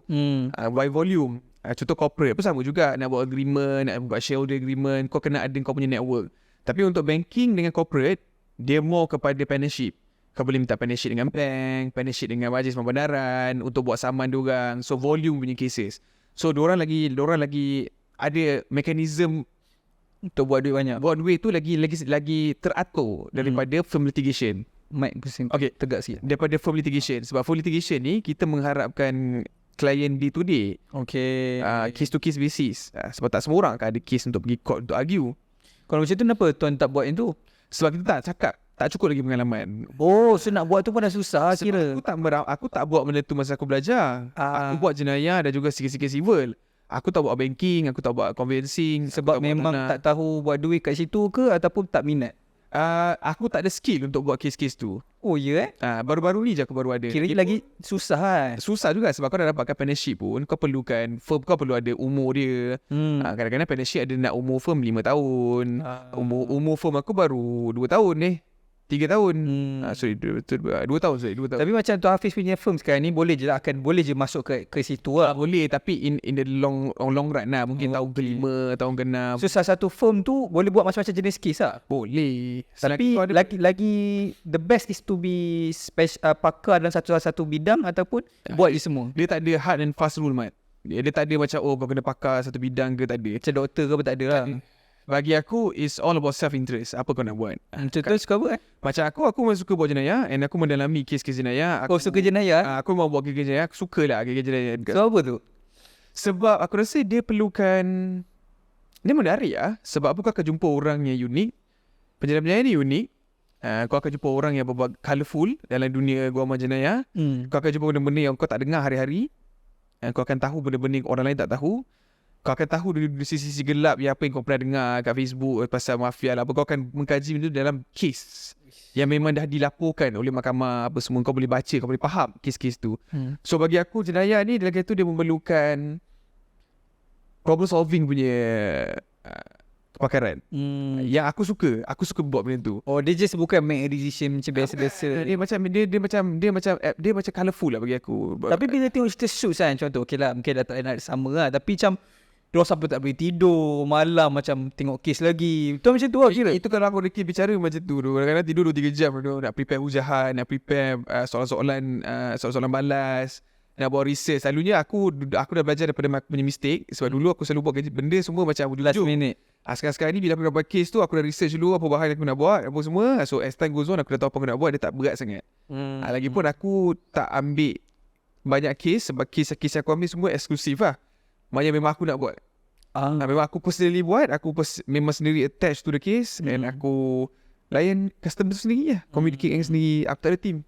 Okay, macam tu Hafiz kan, asal start TikTok sebenarnya? Asalnya sebab bila PKP tu aku dah belajar dan aku tak boleh rely dekat business legal saja. So aku buat TikTok ni sebagai platform untuk aku ada personal branding sebenarnya. Aku nak ada personal branding. Aku tahu personal branding tu dalam dunia sekarang, back then 20 tahun lepas, personal branding in a personal branding comes bila kau jadi members of the community. Okay. Bila kau pergi event orang, kau jumpa orang, kau jadi business. Itulah networking kau. Cara dia. So sekarang kita ada teknologi. So networking kita bukan lagi cara macam itu. Networking kita adalah untuk mencurahkan apa yang kita suka lah. So apa yang aku suka adalah untuk cerita balik apa yang aku dah belajar. Okay. Nombor 2, aku suka menyebarkan ilmu kepada orang. Aku suka bila orang bertanya aku jawab. Aku suka bila aku ada interaksi dengan orang. And aku suka apabila aku ada that particular hobi lah. Dia kira macam sebenarnya bila aku buat podcast, buat video TikTok ni, aku tak rasa benda ni macam beban. Aku kerja. Dia more kepada hobi sebenarnya. Even now pun, kenapa aku ada dilema untuk monetize aku punya TikTok is sebab aku rasa macam mula-mula aku buat ni sebagai hobi. Cuma rezeki Allah Ta'ala tu dia bagi traction, ada audience. Of course lah, aku pressure jugalah. Some people say, kau kena monetize lah kan bila kau dapat ajak. Don't be afraid untuk buat benda ni apa semua. Yes, aku agree juga. Tapi at the same time, aku masih dalam aku punya melodramatic self yang cakap, aku pada awal sebab hobi kan, sampaikan kebenaran, ilmu apa semua. Patut aku write benda ni dan tunggang audience aku punya kebaikan dengan menjual sesuatu pada mereka. Aku masih ada that sense lagi. Tapi as time goes by, sekarang ni aku fikir macam audience aku banyak lah. Okay, honestly, after the 4th month, kan, aku masih buat benda ni sebab apa? Sebab audience aku masih employ. Audience dalam TikTok aku tak tahu lah, diorang memang appreciate apa aku buat. And aku hargai gila bapak apa yang diorang bagi kat aku. Attention diorang, likes diorang, share diorang. And aku rasa semangat tu datang daripada diorang juga lah. Selain daripada team aku, wife aku, datang daripada audience aku juga. Sebab aku nampak that audience aku banyak soalan yang tak terjawab. Bila saya dah duduk dalam social media ni lama, tak lama lah, tapi lama lah 3 tahun kan. Apa yang saya perasan, sebenarnya kalau kita menjual benda yang beneficial, orang tak kisah pun. Contoh tak pernah lagi kita dengar, menyampah, sekarang ramai saya jual sambal. Tak ada pun. Sebab apa? Sambal tu sedap, sambal tu boleh masak dengan ni, masakan tu. At the end of the day, kalau benda tu beneficial, tak ada masalah. Cuma kadang-kadang macam bila kita dapat tolak satu macam offer tu sebab kita boleh make money sendiri tanpa gunakan social media, dia rasa macam gempak sikit lah. I see. Style lah. Bagi aku, it's a milestone juga untuk aku lah, personally sebab aku tak rasa lagi zaman sekarang kita patut fikir social media ni, whatever that we get through social media ni. Satu, aku percaya that whatever attention I get, bukannya aku buat tutup mata tadi tau. Aku put in effort. Aku put in a lot of effort. Energy, time, my brain power, apa semua aku letak. The fact that people appreciate that, kan, it means something to me lah. Tapi kalau somebody say, cakap, Hafiz write benda ni untuk dia punya popularity lah, untuk fame lah apa. Bagi aku, you say what you want lah. Kan? Bukannya benda ni jadi with a snap of a finger. Benda ni perlukan usaha, perlukan konsistensi, perlukan disiplin. Sebenarnya niche apa-apa pun, macam kita sembang tadi, akan ada orang tak suka pun. Betul. Kadang-kadang macam tu kan, lawyery pun akan ada orang tak suka. Macam Tuan Hafiz ada negative encounter? Real life ke social media ke? Ada je. So benda kita nak bagi ilmu. Kita nak bagi ilmu lawyering. Siapa nak bagi? Betul. Kalau kita pergi firm mana-mana, consultation berapa ringgit biasa? 1,000 mat. Consultation? 100 pun ada, 1,000 pun ada. So like, macam tu yang macam kita kadang-kadang respect sebab dari segi saya lah, saya tengok social media, kita tak belajar law. Okay. Mak belajar law tapi mak pun bukannya mengamalkan. So kadang-kadang kita tahu tak mengamalkan di mana. Ingat kan? So bila nak dapat ilmu tu daripada segi law tu memang susah. Sebab tu contoh macam financial faiz, ramai gila orang rasa macam appreciate kan. Sebab siapa nak bagi ilmu finance ni? Betul. Kan? So sama juga dengan law. Yang saya ingat Tuan adalah seorang brother lawyer juga yang India tu. Tahu siapa tak? Handsome sikit tu. Kan? Tu dua je yang saya tahu. Mungkin lah ada lagi kan. Sebab sekarang ni semua orang dah buat personal brand. Macam sembang pasal personal brand, Tuan rasa ada effect personal brand tu dekat dari segi job lawyer? Aku rasa ada lah. Because apa dulu kita macam aku cakap, aku dalam dilema sebab kita tak boleh nak buat marketing untuk promote firm kita. Tapi bila kita ada personal branding, people find us to get our opinion apa semua. sedikit sebanyak bila dia tahu dia lawyer, kita lawyer dia akan cari kita juga lepas tu kan. Lepas kita dah bagi dia nasihat dekat WhatsApp ke whatever lah kan. Aku pun tak adalah macam nak cari klien. Tapi dengan cara aku jadi I'm just being me lah. Jadi diri aku lah. Orang tanya aku jawab, mana aku boleh jawab aku jawab. Kat mana aku tak boleh jawab, aku cakap kalau kau nak tahu kau pergi jumpa lawyer lah. Sebab benda ni kadang-kadang aku nak jawab susah. Sebab dia technical, perlukan masa yang lama. Kalau kau nak tahu lebih banyak, kau jumpa lawyer mana-mana, suruh diorang explain. Kalau kau rasa kau selesa nak cakap dengan aku, kau boleh hubungi aku kat mana-mana, kita jumpa lah. Okay. Saya ni macam network lah. Tapi network terus kepada ramai orang. Yes. Okay, saya nak tanya soalan teknikal sikit lah. Sebab masa tengok podcast Salesman Talk, ada sembang pasal bagi signal 3 saat So maksudnya kalau bagi signal korang Apa kereta? kereta lah.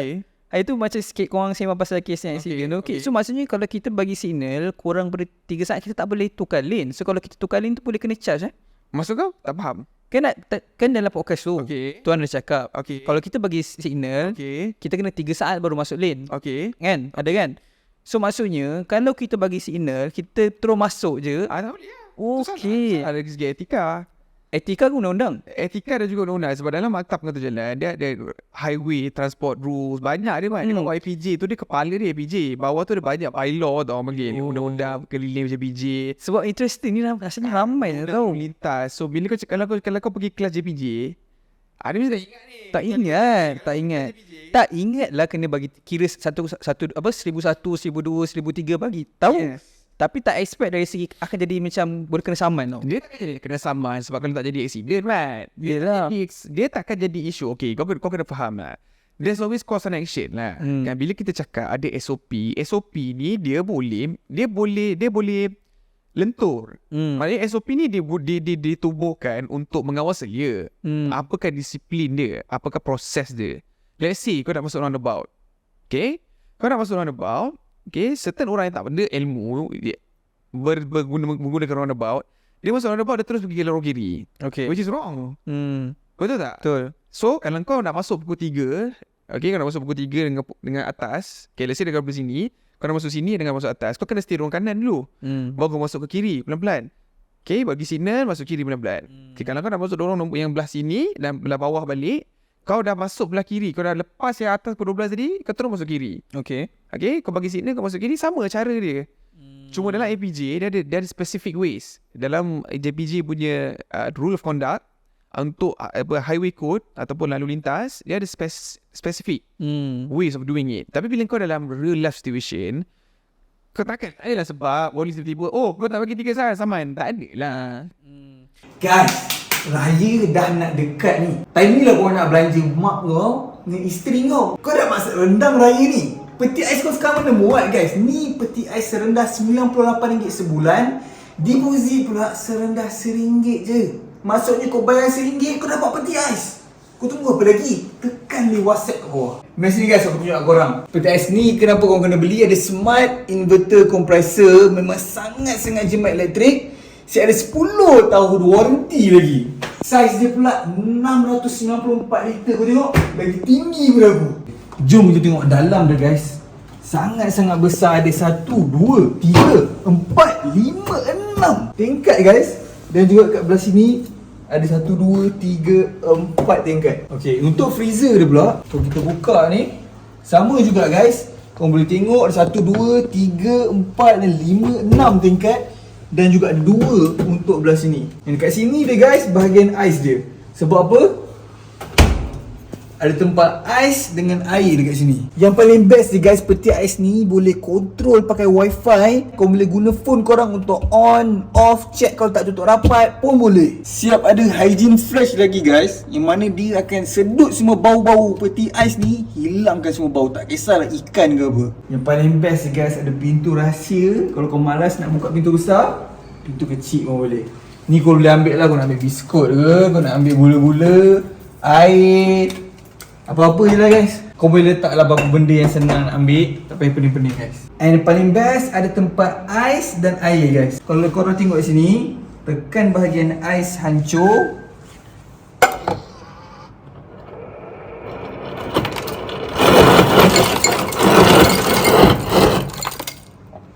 Semua ais yang telah dikisar dekat sini guys, macam ABC. Kalau korang nak ais yang dah siap besar,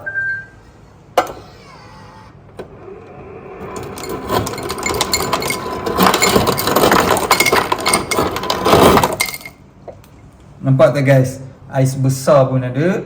Dan obviously air biasa.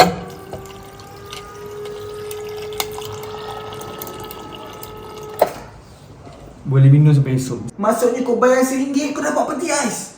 Kau tunggu apa lagi? Tekan li WhatsApp kat bawah. Kalau macam hari tu saya tengok video, saya tak ingat video mana, tapi saya baca komen kan. Ada orang tanya tapi tuan cakap belum dapat jawapan lagi. Okay. Curi wifi. Curi wifi ni interesting sebab Curi wifi ni memang interesting sebab tak ada lagi kes yang aku buat pasal benda ni. And tak pernah lagi kes yang di goda masuk court lah. Tapi kalau kita cakap pasal biologic kan, curi wifi ni satu by hacking kan. macam-macam cara. Aku tak tahulah. Tapi kalau tak apa kau bertanya password tu atau bertanya orang lain, okay, the only way is to hack that lah. So Okay. itu dah salah lah PDPA. Betul tak? Cyber undang-undang cyber.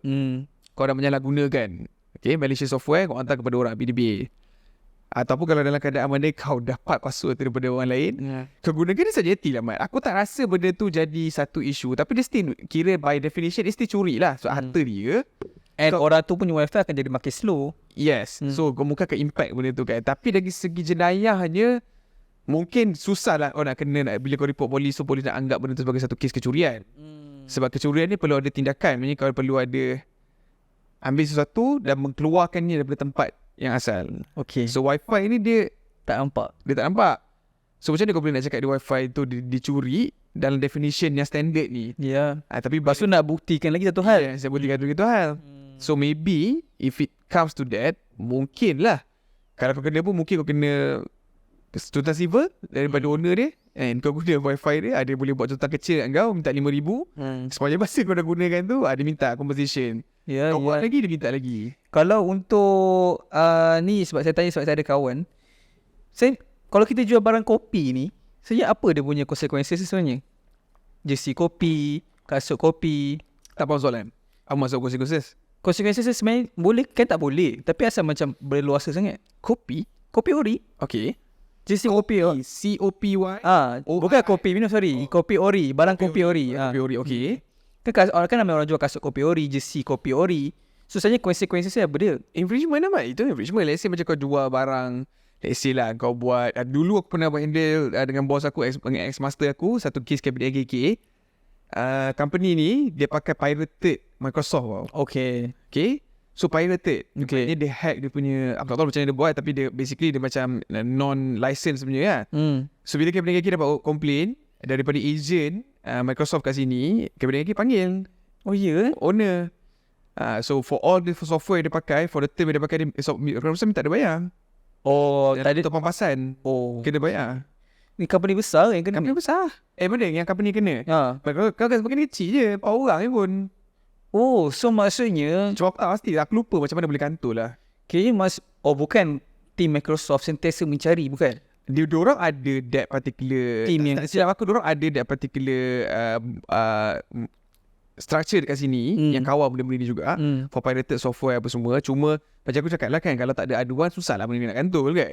Cuma aku rasa kalau benda tu ada aduan ataupun ada spot check daripada MCMC dekat premise kau, and then dapat tahu bahawa kau guna pirated software and kau dah infringe copyright, benda ni akan jadi berpanjangan lah. Dia akan pergi ke kes cabinet AKK untuk tuntut dia punya kerugian, akan pergi copyright infringement dan sebagainya lah. Tapi dia perlukan untuk company tu je lah yang take action at the first place lah. Company yang di pirate tu. Maksudnya company yang keluarkan produk tu lah. Let's say kalau kau jual Nike kopi ori ke, Susah sebab Nike kisah ke kan. tak tahu lah tu kan. Aku tak pernah lah.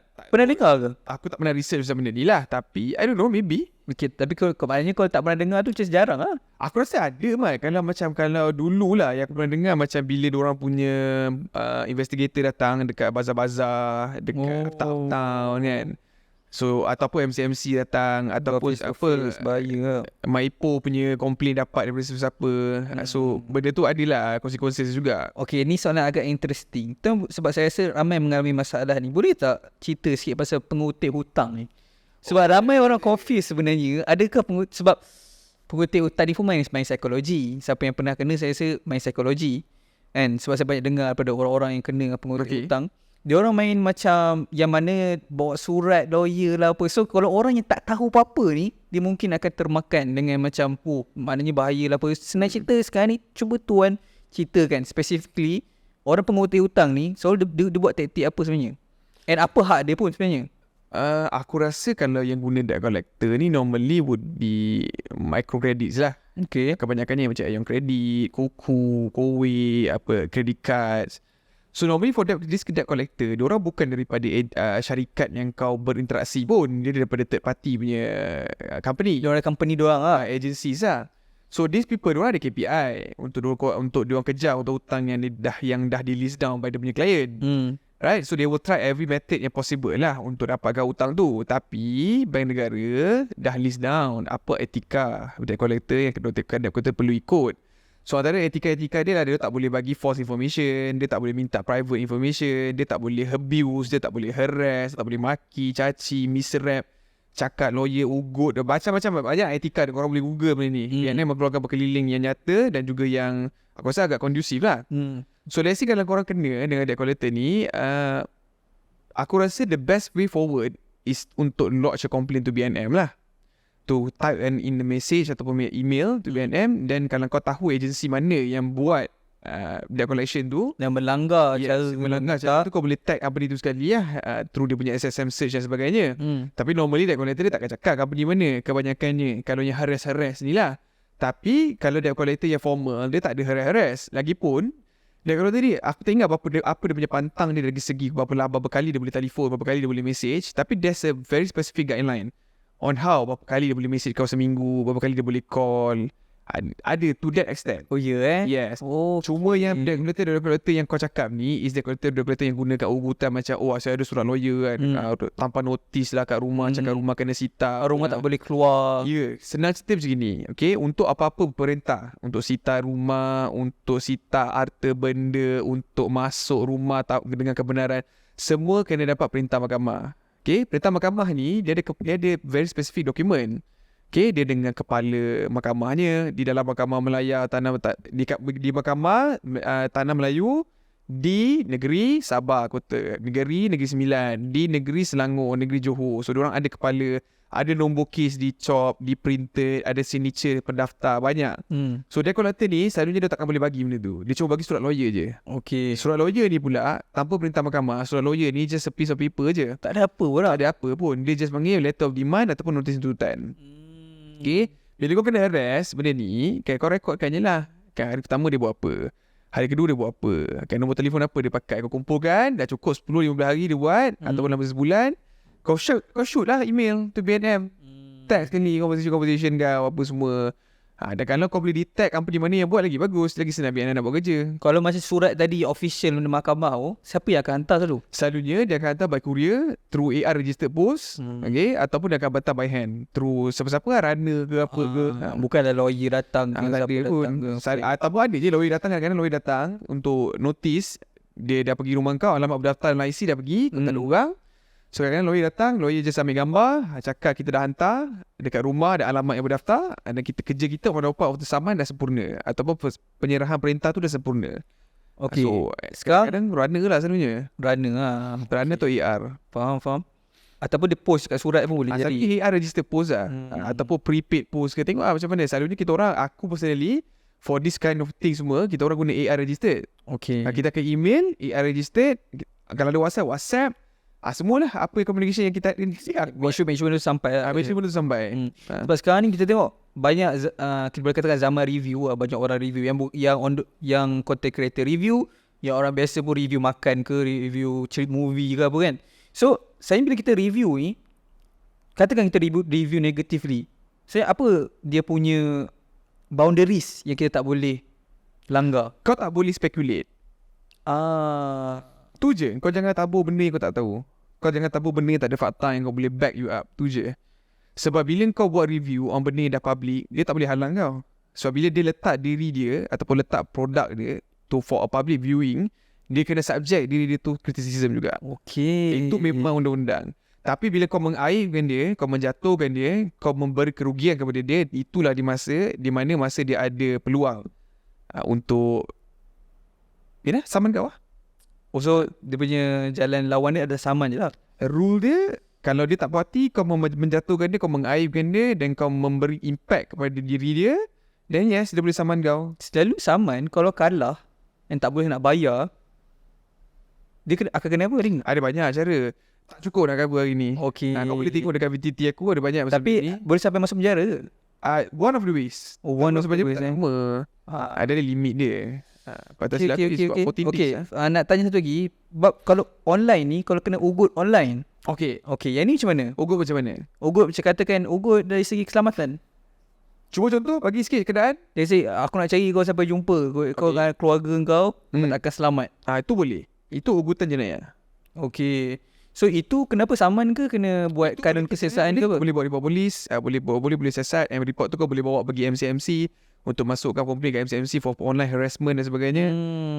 Tapi ugut ni dia very very subjektif. Tak semua kes ugut akan dibawa ke tengah, dan tak semua kes yang ke tengah tu adalah kes yang kritikal. Itu kena bagi disclaimer dulu lah. Okay. Sebab saya dalam duduk social media 3 tahun ni dah banyak sangat experience ugutan. Sebab tahu mana satu yang okey, mana satu. Betul, tapi ugutan tu kalau dia dah terlampau selalu, frequent sangat. Let's say lah, kadang-kadang ugutan ni datang dah sekali je. Dia bagi kau sekali, okay, yelah. Lepas tu dia tak ada buat apa. Lepas marah je lah. Lepas tu tak ada apa. Yes, lepas tu dia continue. Lepas tu 2 hari, minggu depan dia buat lagi. Lepas tu kerap pula dia buat. Itu kira dah harass. Itu dah harass, and then itu dah kira macam mengacau ganggu. Dan mungkin ada potensi untuk benda tu jadi betul. Ugutan tu nyata, so yes, boleh jadi ugutan jenayah. Tapi kan benda jadi sekali je, betul tak jadi apa. So kau report, boleh ambil lah report kau kan. Tapi untuk siasat benda tu mungkin susah lah. Boleh nak korbankan tenaga just for that sake. Melainkan ugutan tu nyata. Contoh dia dekat depan rumah kau dah ambil gambar anak kau dekat situ. Yes. Mungkin ugutan tu walau sekali, tapi dia berbahaya sebab dia tahu kau duduk mana, dia ambil gambar, dia dah stalk kau apa semua. So it's dangerous. Dia sangat-sangat circumstantial punya cerita. Faham. Okay. So ini interesting juga. Yang saya dengar tuan cakap, Akta 504 sakitkan hati orang Okay, boleh cerita sikit tak? Macam apa yang dimasukkan? Macam sebab kalau cakap sakit hati orang ni, benda ni subjektif. okay. So siapa yang Sama macam tadi sama konsep macam tadi. Tak semua benda yang dikeutarakan walaupun menyakitkan hati seseorang adalah satu kesalahan. Dalam key element dalam 504 adalah dia prefer kepada a group of individual. pada a group of individual or society or ideology, believers. Bukan individu. Bukan individu secara peribadi, tapi it might go to individu secara peribadi. Let's say individu tu famous. Let's say dia ada kredit, public credit, dia punya business rely kepada benda tu. So mungkin benda tu dia mengatakan, let's say macam whatever happen dengan kes apa hari tu kita lupa. Dia pasal attack personal kepada diri dia. Okay. Kau dia cakap, dia ni bukannya betul sangat pun kan. Belajar pun tak habis, dah lah bongok, tak pandai apa, sibuk nak bagi. Yes, sebab dia right kepada benda tu. Sebab dia rezeki dia daripada semua tu. Berniaga, dapatkan, bagi konsultansi contohnya. So bila kau cakap macam gitu, dia impact so benda tu dia menyakitkan hati. Okay. 504 mungkin tak terpakai, tapi 223 terpakai. Itu akta komunikasi. 504 ni dia lebih berbentuk kepada a group of people lah. Okay, dia lagi tu pernyataan yang menjelikkan, perkataan yang boleh mencetuskan perkara yang lebih besar. Let's say macam dalam kes yang kita viral hari tu, pernyataan dia tu merefer kepada satu kaum, dan kaum tu adalah kaum majoriti kat negara tu. Dan sekiranya rusuhan berlaku dalam kaum tu kerana kes ni, perkara besar lagi akan berlaku. So in order to curb that, kenalah hukum orang ni. So akta ni basically nak lindung lah. Dia nak lindung this group ni semua. The higher purpose of it is that kalau kita biarkan racism remarks by influential people to keep as it goes, and then bahayalah untuk pertumbuhan sosioekonomi dan sosial budaya rakyat kita. Cuma kadang-kadang orang persoalkan, politician buat boleh pula. Dia cakap, nak buat macam mana dia buat tak ada orang report. Okay. Kau nak cakap apa? Yelah, faham, betul juga Kan? Tapi kalau dari segi self-defense lah, kalau self-defense tak kisah rumah kena rompak ke apa-apa ke, kat tepi jalan ke, apa hak kita sebenarnya? Adakah contoh kalau orang tu punya intention nampak memang macam nak bunuh kita pun boleh attack nak bunuh dia, ataupun kita tak boleh go se-aggressive dia go? Soalan ni macam aku cakap kat Sismin Talk hari tu lah, dia kau tak boleh tanya soalan ni in the context yang kau bagi open-ended macam ni. Kau give me a situation. Okay, saya bagi situation lah. Okay.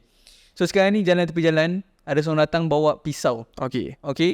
Pisau ni memang nak bunuh ni, nak cocok, tahulah nak bunuh. Apa yang menunjuk, apa yang memberikan kau pendapat bahawa dia nak bunuh sebab sebab dia menyerang. Macam mana dia menyerang? Dia menyerang terhadap perut lah contoh. Okay, tapi pun dia cakap perut pun untuk cederakan je. Tak kisah, Tapi dia menyerang perut. So kita bila kita nak self defense ni, kita obviously akan tepis sebagai semua ni.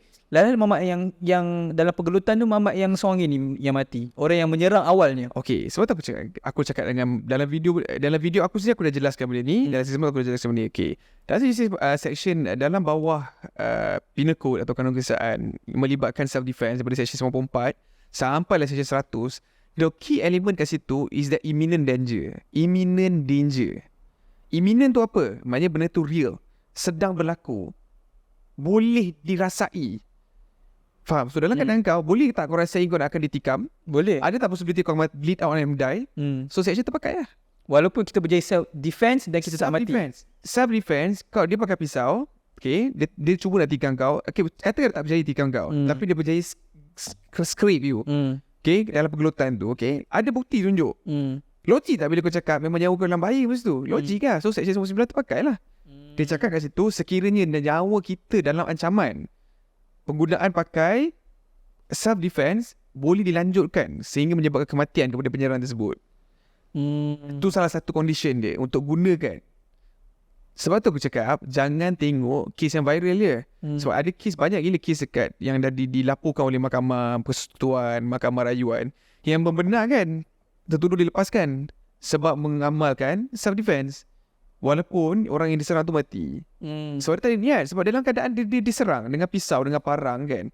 Dia cuba nak pertahankan diri dia. Dan apabila dia dapat pisau tu balik, dia cuba cocok, terkena, dia lari, orang tu mati.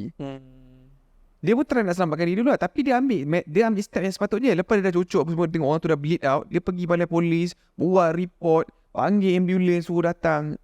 So maknanya niat dia baik tak? Niat dia baik lah. Apa cerita bila dia cakap dia sedang mempraktiskan self defense tu nampak logik. Tapi bila let's say self defense kan, 10 hari lepas tu baru jumpa balik mayat tu. Orang yang bila tanya kau cakap self defense, siapa boleh buktikan? Yelah. 10 hari lepas jadi. What makes what you say is the truth. The effect of time pun dah tunjuk macam kau menipu. Kenapa 10 hari baru kau nak buat report? Kau faham tak? Banyak factor play a role in cases. Dalam undang-undang, dalam argument of case, dalam pembentangan hujah, banyak benda yang menjadi faktor. Bukannya just abstract. Kau cakap dia pegang pisau, dia cuba nak serang aku bunuh dia. Fine, dia pegang pisau besar mana? Pisau lipat 20 sen. Dua-dua kau mati je. Tak. So self defense kau memadai ke sampai kau bunuh dia? Tak. Pisau lipat 20 sen, dia cucuk kau, tembus pun tak aku rasa. So mata depan tak tajam. Tapi dia datang bawa pisau rainbow, tu dah imminent lah. Danger kepada nyawa kau tu dah imminent. Tapi kalau dia datang macam cakap lah bawa pisau penguri, dia cuba nak bunuh kau dengan benda tu, susah lah kita nak cakap danger to your life tu imminent. Danger pada safety je, tapi to your life tak. So bila danger pada safety, mungkin kau punya hak untuk pertahankan diri tu terhad kepada untuk mungkin lepaskan diri tu daripada keadaan yang berbahaya tu. Bukan untuk mencederakan sampai dia tak boleh bangun, sampai dia mati. Okay, so kalau yang tengah tengok siapa-siapa dalam situasi yang self-defense lah kan, dalam situasi self-defense, the best is kita yang take action lah kan. Contoh kalau macam tadi kita dengar Tuan Hafiz cakap, katakanlah kita dah cocok semua tu, lepas kita nampak dia dah bleeding, kita yang pergi buat report kita supaya nampak situation tu on our side lah kan. Jangan lari-lari kita pula pun takut ke apa. Tapi memang ramai orang takut Tapi reality of it kan, berapa ramai je boleh cakap kalau dalam keadaan segitu kau boleh fikir logik macam aku cakap. Yelah. Aku tak ada garanti aku akan macam itu. Tapi kalau kita dah terapkan kalau tak kita, that is a situation that supposed to happen. Macam kita tengok orang tengah choking, buat apa nama orang panggil tu, ada apa prosedur tu bila orang choking, kita ada ilmu tu kita terus buat. Itu adalah natural reaction tu kan. So benda ni kena terapkan dalam minda dulu lah. Tu penting education lah. Penting education. Kena tahu pasal benda ni. Kan kalau tak benda ni mungkin orang tak tahu sebelum ni. So kalau korang dah tahu korang berhadapan dengan situasi tu, even kalau orang tak mati sekali pun lah, dia serang kau bukan guna pisau, dia datang nak gadung kau, dia tumbuk kau apa semua. Tapi mana kau lagi power, kau boleh tepis tumbukan dia apa semua, kau boleh lipat dia boleh jatuh. Bila kau dah jatuh, kau ikat dia, kau kena pergi cepat-cepat.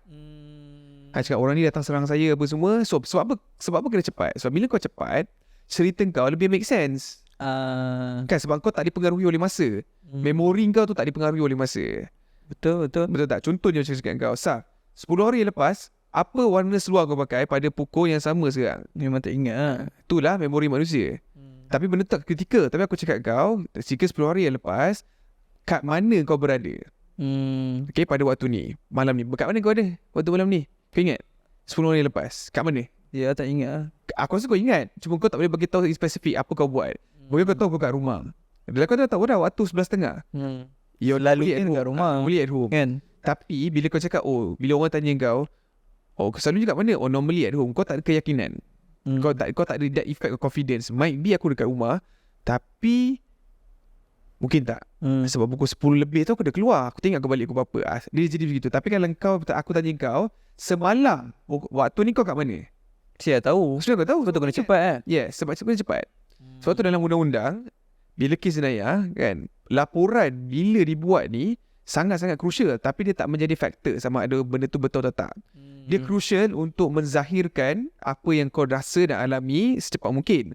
Tapi bila benda tu jadi pembuktian dekat mahkamah, penzahiran tu kalau masa dia cepat, dia cuma menjadi bukti sokongan. Masa tu sendiri yang memberi alasan bahawa memori kau bila kau cerita ni masih intact. I see. So bila kau zahirkan dalam bentuk penulisan, memori tu baru 2-3 jam berlaku. Memang jelas lah. Memang jelas lah. So susah orang nak doubt apa yang jadi dalam report tu. Sebab kau dah buat secepat mungkin. Sebab tu dalam kes cabul, dalam kes rogol, time is an essence. So apabila kau kena rogol, let's say lah kau dirogol tanpa pengetahuan kau melalui tipu daya. Okay, if you don't realize that in the first instance, okay, kau tunggu 7 hari, by the time kau dah susah nak buktikan bahawa memang lelaki tu yang penetrate you. Okay, because if this goes to court, okay, this guy would just say dalam masa 7 hari ni, there's no guarantee that you haven't been with another man that cause the tear in your private part. So itu antara ini basic lah aku cakap kan. So kenapa masa tu penting dalam kes jenayah. So lagi-lagi dalam kes yang spesifik dengan kes cabul apa, Yes, pasal selalu orang akan prolong, orang tak Betul. takut kan. Itu nak bidas ketakutan yang susah ni ada orang. Sebenarnya ketakutan akan hilang kalau kau ada ilmu. Tu je. Itulah. So Betul tak? tu penting tu Hafiz dekat. Tak ada lah. So aku bila kau ada ilmu, kau dah tak takut. Contoh macam aku ada, okay lah, I admit after aku buat TikTok ni, ramai yang ada situasi yang tersekat macam kau cakap kan. Sebelum ni pernah kena cabut, tanya aku dah lama. Ada. So aku punya jawapan kepada orang is that you can do the report, but be prepared to go to court lah untuk bicara. Sebab of course kalau I dituduh rogol, I dituduh cabul untuk kejadian 4 tahun lepas, of course lah I akan try to deny. Betul lah. Because there's room for me untuk deny. Betul tak? Melainkan ada gambar, ada video, ada saksi. Okay, logik. Actually saya tak cerita ni, semua teringat tadi dengar cerita pasal court lah berbagai. Actually semasa zaman PKP saya kerja dekat mahkamah tau. Oh ya? Tahu Okay. saya kerja penolong bahagian e-jamin. Oh, Tahu e-jamin kan? Tahu e-jamin. Kan dia zaman sekarang saya tak tahu macam mana. Masa zaman PKP tu diorang pakai kerja part time untuk tolong makcik-makcik yang macam mana video tu lah. Cerita pasal makcik-makcik yang tak IT, kita masih ada laptop ni, pakai kita punya device. Handle lah lama ke lah, dalam 4-5 bulan. I see. Sebab diorang bayar masuk kat time tu. Bayar per jam. Sejam masa tu dalam RM11 rasa. I see. Melalui app GoGet. Ya, aku ingat masa time 2020-2021 tu dia baru nak start implement e-jamin. So sekarang jamin dah strong lah. Jangan ada okey dah lah. Dulu memang aku admit banyak problem lah. Yalah betul. So antara pengalaman yang tak dapat dilupakan kat mahkamah KL, mahkamah Selayang, ikut Jadi kau shift. roster Ikut shift lah. Kalau ni mana-mana mahkamah, 3 je lah, mahkamah Selayang ni dengan satu lagi Damansara kot. So makcik-makcik nak jamin anak-anak nak kesian kan. Kadang-kadang macam benda tu, tapi okay, at least experience lah kan. So masa tu pun saya muda lagi, tengok experience benda tu. Sebab tak pernah pergi mahkamah kot. Masa tu 21 tak pernah pergi mahkamah. Alhamdulillah tak pernah ada kes lagi. Tapi interesting lah. Okay lah, sebagai penutup lah untuk ramai budak-budak yang tengah tengok ni kan, apa tu rasa macam mentality yang perlu dibawa masuk dalam kepala otak budak-budak yang akan masuk lawyering ni? Sama ada diorang ni tengah belajar dah ni lawyering. Dia nak start kerja, dia kena get ready apa dia dari segi mental dong. Aku rasa mental kalau kau kerja lawyering lah, mental dia is pressure, work pressure. Sebab kau cuba nak selesaikan masalah orang, kau pun akan ada masalah kau sendiri. And one more thing is that relationship kau dengan mentors and masters, itu penting bagi aku. To have the right masters, you don't have to have a brilliant master yang betul-betul pandai, bijak, famous ke apa, tak perlu. But you need the right master yang to guide you, untuk nurture kau. So lawyering ni, kalau kau nak ada minat, kau nak pergi court, kau nak berhujah, kau nak jumpa orang, selesaikan masalah orang, kau kena ada that personal interest in it. Macam kau kena minat, kau kena ada that. Aku susah lah cakap benda ni. Dia macam kau kena ada earnest tau. Kau kena ada satu sifat yang earnest lah. Kau kena ada sifat kindness. Kau kena ada satu mentality that okay, ni masalah orang ni kan. Yes, aku boleh charge dia juga. Okay, tapi pada masa yang sama, I need to make sure that when I charge them, I'll be satisfied lah dengan service aku. And then to make them satisfied, itu paling susah bagi aku. Bukan, it's not just about winning lah. It's about communication dengan orang tu throughout the cases. Macam mana kau handle pressure kau, stress kau, macam mana kau handle klien kau. Sebenarnya paling penting handle klien. Itu ilmu yang aku rasa paling penting. Sebab macam dalam banyak-banyak career kan, saya rasa career lawyer ni dia buat macam memang main banyak gila communication skill. Sebab kita nak convince semua tu kan. True. Kalau kat lawyering school, law school ni, ada kan dia ajar communication skill? Communication skills bersih tak ada lah, tapi dia galakkan lah. Dia galakkan kita so untuk tak ada masuk. spesifik. Tak ada spesifik. Cuma dalam law school ni, kalau kau masuk UiTM ada special sikit. UiTM masa ada 1 tahun, kita ada 1 tahun program on our 4th year, di mana kita ditempatkan dalam a group of people lah. So kita ada firm sendiri, kita buat mock firm. Macam dalam cerita Suits lah. Kita ada macam apa yang aku buat sekarang lah. Cuma dalam UiTM ni dah ada member kita lah semua, firmmate kita. So kau ada partner, kau ada kerja kau, ikut syllabus lah. Kau belajar kriminal, kau buat kes kriminal. Kau belajar evidence, kau buat cerita evidence. So benda tu sebenarnya UiTM aku untung masuk UiTM sebab aku didedahkan dengan benda tu. During that time, itulah masa time UiTM bagi banyak program-program. Contoh kena semua syllabus tu adalah about presentation, about menghujahkan, untuk membedah isu-isu, untuk membaca kes, communication skills, people skills aku tak kata ada. Tapi sedikit sebanyak bila kau dah duduk dalam firma macam gitu. Dan okay, macam time aku belajar kan, okay, satu kelas ada 24 orang. Itu dia bagi 6. Okay, satu firm ada 6 orang. So kau kadang-kadang kena ada case tu macam dia bagi kau satu mock case. Kau kena buat kau kena ada mock trial tau. Kau gaduh dengan member kau. Dia seronok tau. So dari situ kau akan nampak the nurturing of skills tu perlukan masa. And sumpah masa lebih tu semua tak apa tahu buat macam mana. Kita semua cultivate pelan-pelan. So bila kita habis law school, kita tengok orang, tengok mentor kita, tengok master kita, baru kita boleh ada keberanian. Because kau keluar law school, kau takkan ada lagi keberanian tu untuk duduk depan hakim di real life kot. Yes, untuk kau cerita hujah kau. It takes time. Kalau macam Tuan Hafiz ada ke macam bukanlah idola, tapi macam bukan mentor juga, dia lebih kepada macam satu penanda aras dari segi seorang lawyer yang kau selalu tengok recording ke memang tak ada? Tak ada. Aku ada few friends yang aku jadikan reference, and as aku punya reference satu, and as aku punya mentor lah. Tapi semua orang tak kenal pun. Ni semua orang biasa je yang dekat dengan aku lah. Okay, tapi dia tak adalah dalam dunia lawyer ni, tak ada macam orang akan ambil seorang Ahmad sebagai contoh. Ada kot orang lain.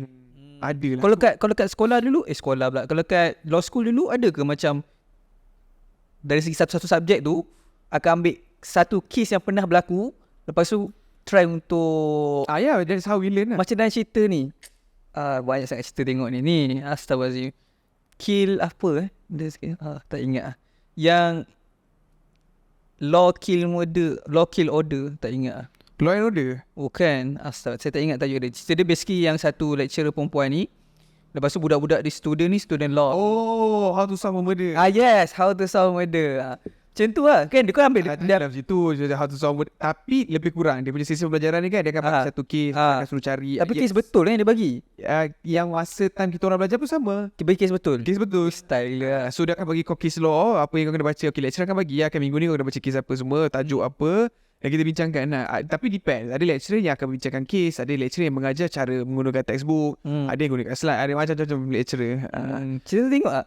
Tengok how to solve murder. Tapi macam aku cakap lah, aku tak boleh lama. Aku cuba boring lah. Benda sama je pun, drama ni kan. Dia tukar kes-kes lain. Banyak sangat drama lepas tu. Boleh best sebab dia banyak kes. Okay. Lepas tu banyak drama pula. Okay, terima kasih Tuan Hafiz kerana Kerana jadi kita punya tinggal 2 minit memory card. Sekarang jadi kita punya tetamu yang special dari segi lawyer So tiada masalah pun saya akan contact kalau ada masalah isu kena masuk mahkamah pun bagai. Tanpa klien base. Ada final words tak sebelum kita end? Final word to me daripada aku salah satu benda yang aku sebut sebagai juga adalah satu, be kind. Be kind. Kalau kau kaya, kau share kekayaan kau. Kalau kau bijak, kau share kebijaksanaan kau. Kalau kau ada kapasiti orang lain tak ada, kau share kapasiti kau. Bagi aku percaya kalau kau sebagai kebaikan kepada orang yang dekat dengan kau, tak perlu pergi ke orang lain, orang yang dekat dengan kau. Kau share apa resource yang kau ada. Kau bantu dia, kau bagi semangat kat dia, kau bagi kata-kata semangat, kau bagi affirmation, kau bagi dia positive thoughts, bagi positive words. InsyaAllah orang tu pun juga akan melonjakkan kau kepada kejayaan. Because apa benda tu aku nampak sendiri is that bila aku bersama kawan-kawan yang setia dengan aku, yang percaya kepada prinsip aku dan kita mengamalkan konsep yang mana partner aku dengan editor aku is about kindness, is that kita cuba be kind to each other, about money, about time, about everything lah.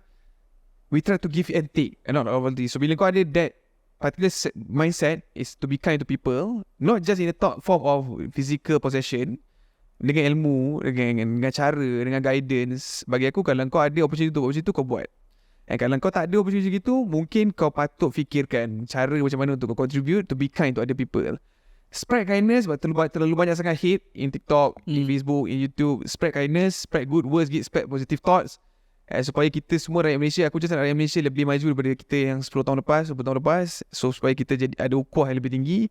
So aku rasa dalam mana-mana experimental punya group aku tengok sekarang is that bila ada satu community, community tu berpandukan ideologi yang sama. Kita tengok macam Azzy Walter punya community, kita tengok macam a lot of people yang influence ada community masing-masing. When they go with one set of mind, apa yang diorang nak semua, kebanyakan masa diorang akan dapat. Sebab everyone support and doakan untuk perkara yang sama, untuk tujuan yang sama. So bagi aku, sekiranya kau ada orang yang boleh dengar cerita kau, why not kau just keluarkan diri kau, ask them to pray with you through content, through whatever lah yang kau boleh buat. Sebab zaman sekarang everything is free mah. Handphone pun free, record pun free, nak post pun free mah. So kalau order 100 macam aku lah, aku selalu cakap dengan partner aku Mat, dulu kita doa kita seorang Mat, dengan bini kita, anak kita. Sekarang kita doa Mat, 160,000 orang ambil dengan kita Mat. Mungkin sebab tu kita ada rezeki sekarang. Tu je. Why not? Itu mungkin efek yang orang lain tak nampak, tapi cuba lah. Macam Saf, 450,000 orang. Ada orang yang tengok video dia yang boleh mendoakan dia. Setiap kali dia minta apa, orang aminkan, InsyaAllah termakbul. Sebab tu dia jadi apa yang dia jadi sekarang. Tak minta banyak pun kan, minta masuk syurga je kan. Kalau aku buat salah apa, Tuafil kita minta maaf lah, salah kata, salah silap apa. Lagi-lagi episod lepas pun viral. Siapa yang terasa tu minta maaf lah Okay, yang lain guys boleh komen kat bawah korang punya guest yang korang nak tengok next, and komen juga apa-apa soalan. Jumpa insyaAllah episod akan datang. Assalamualaikum. Bye. Salam.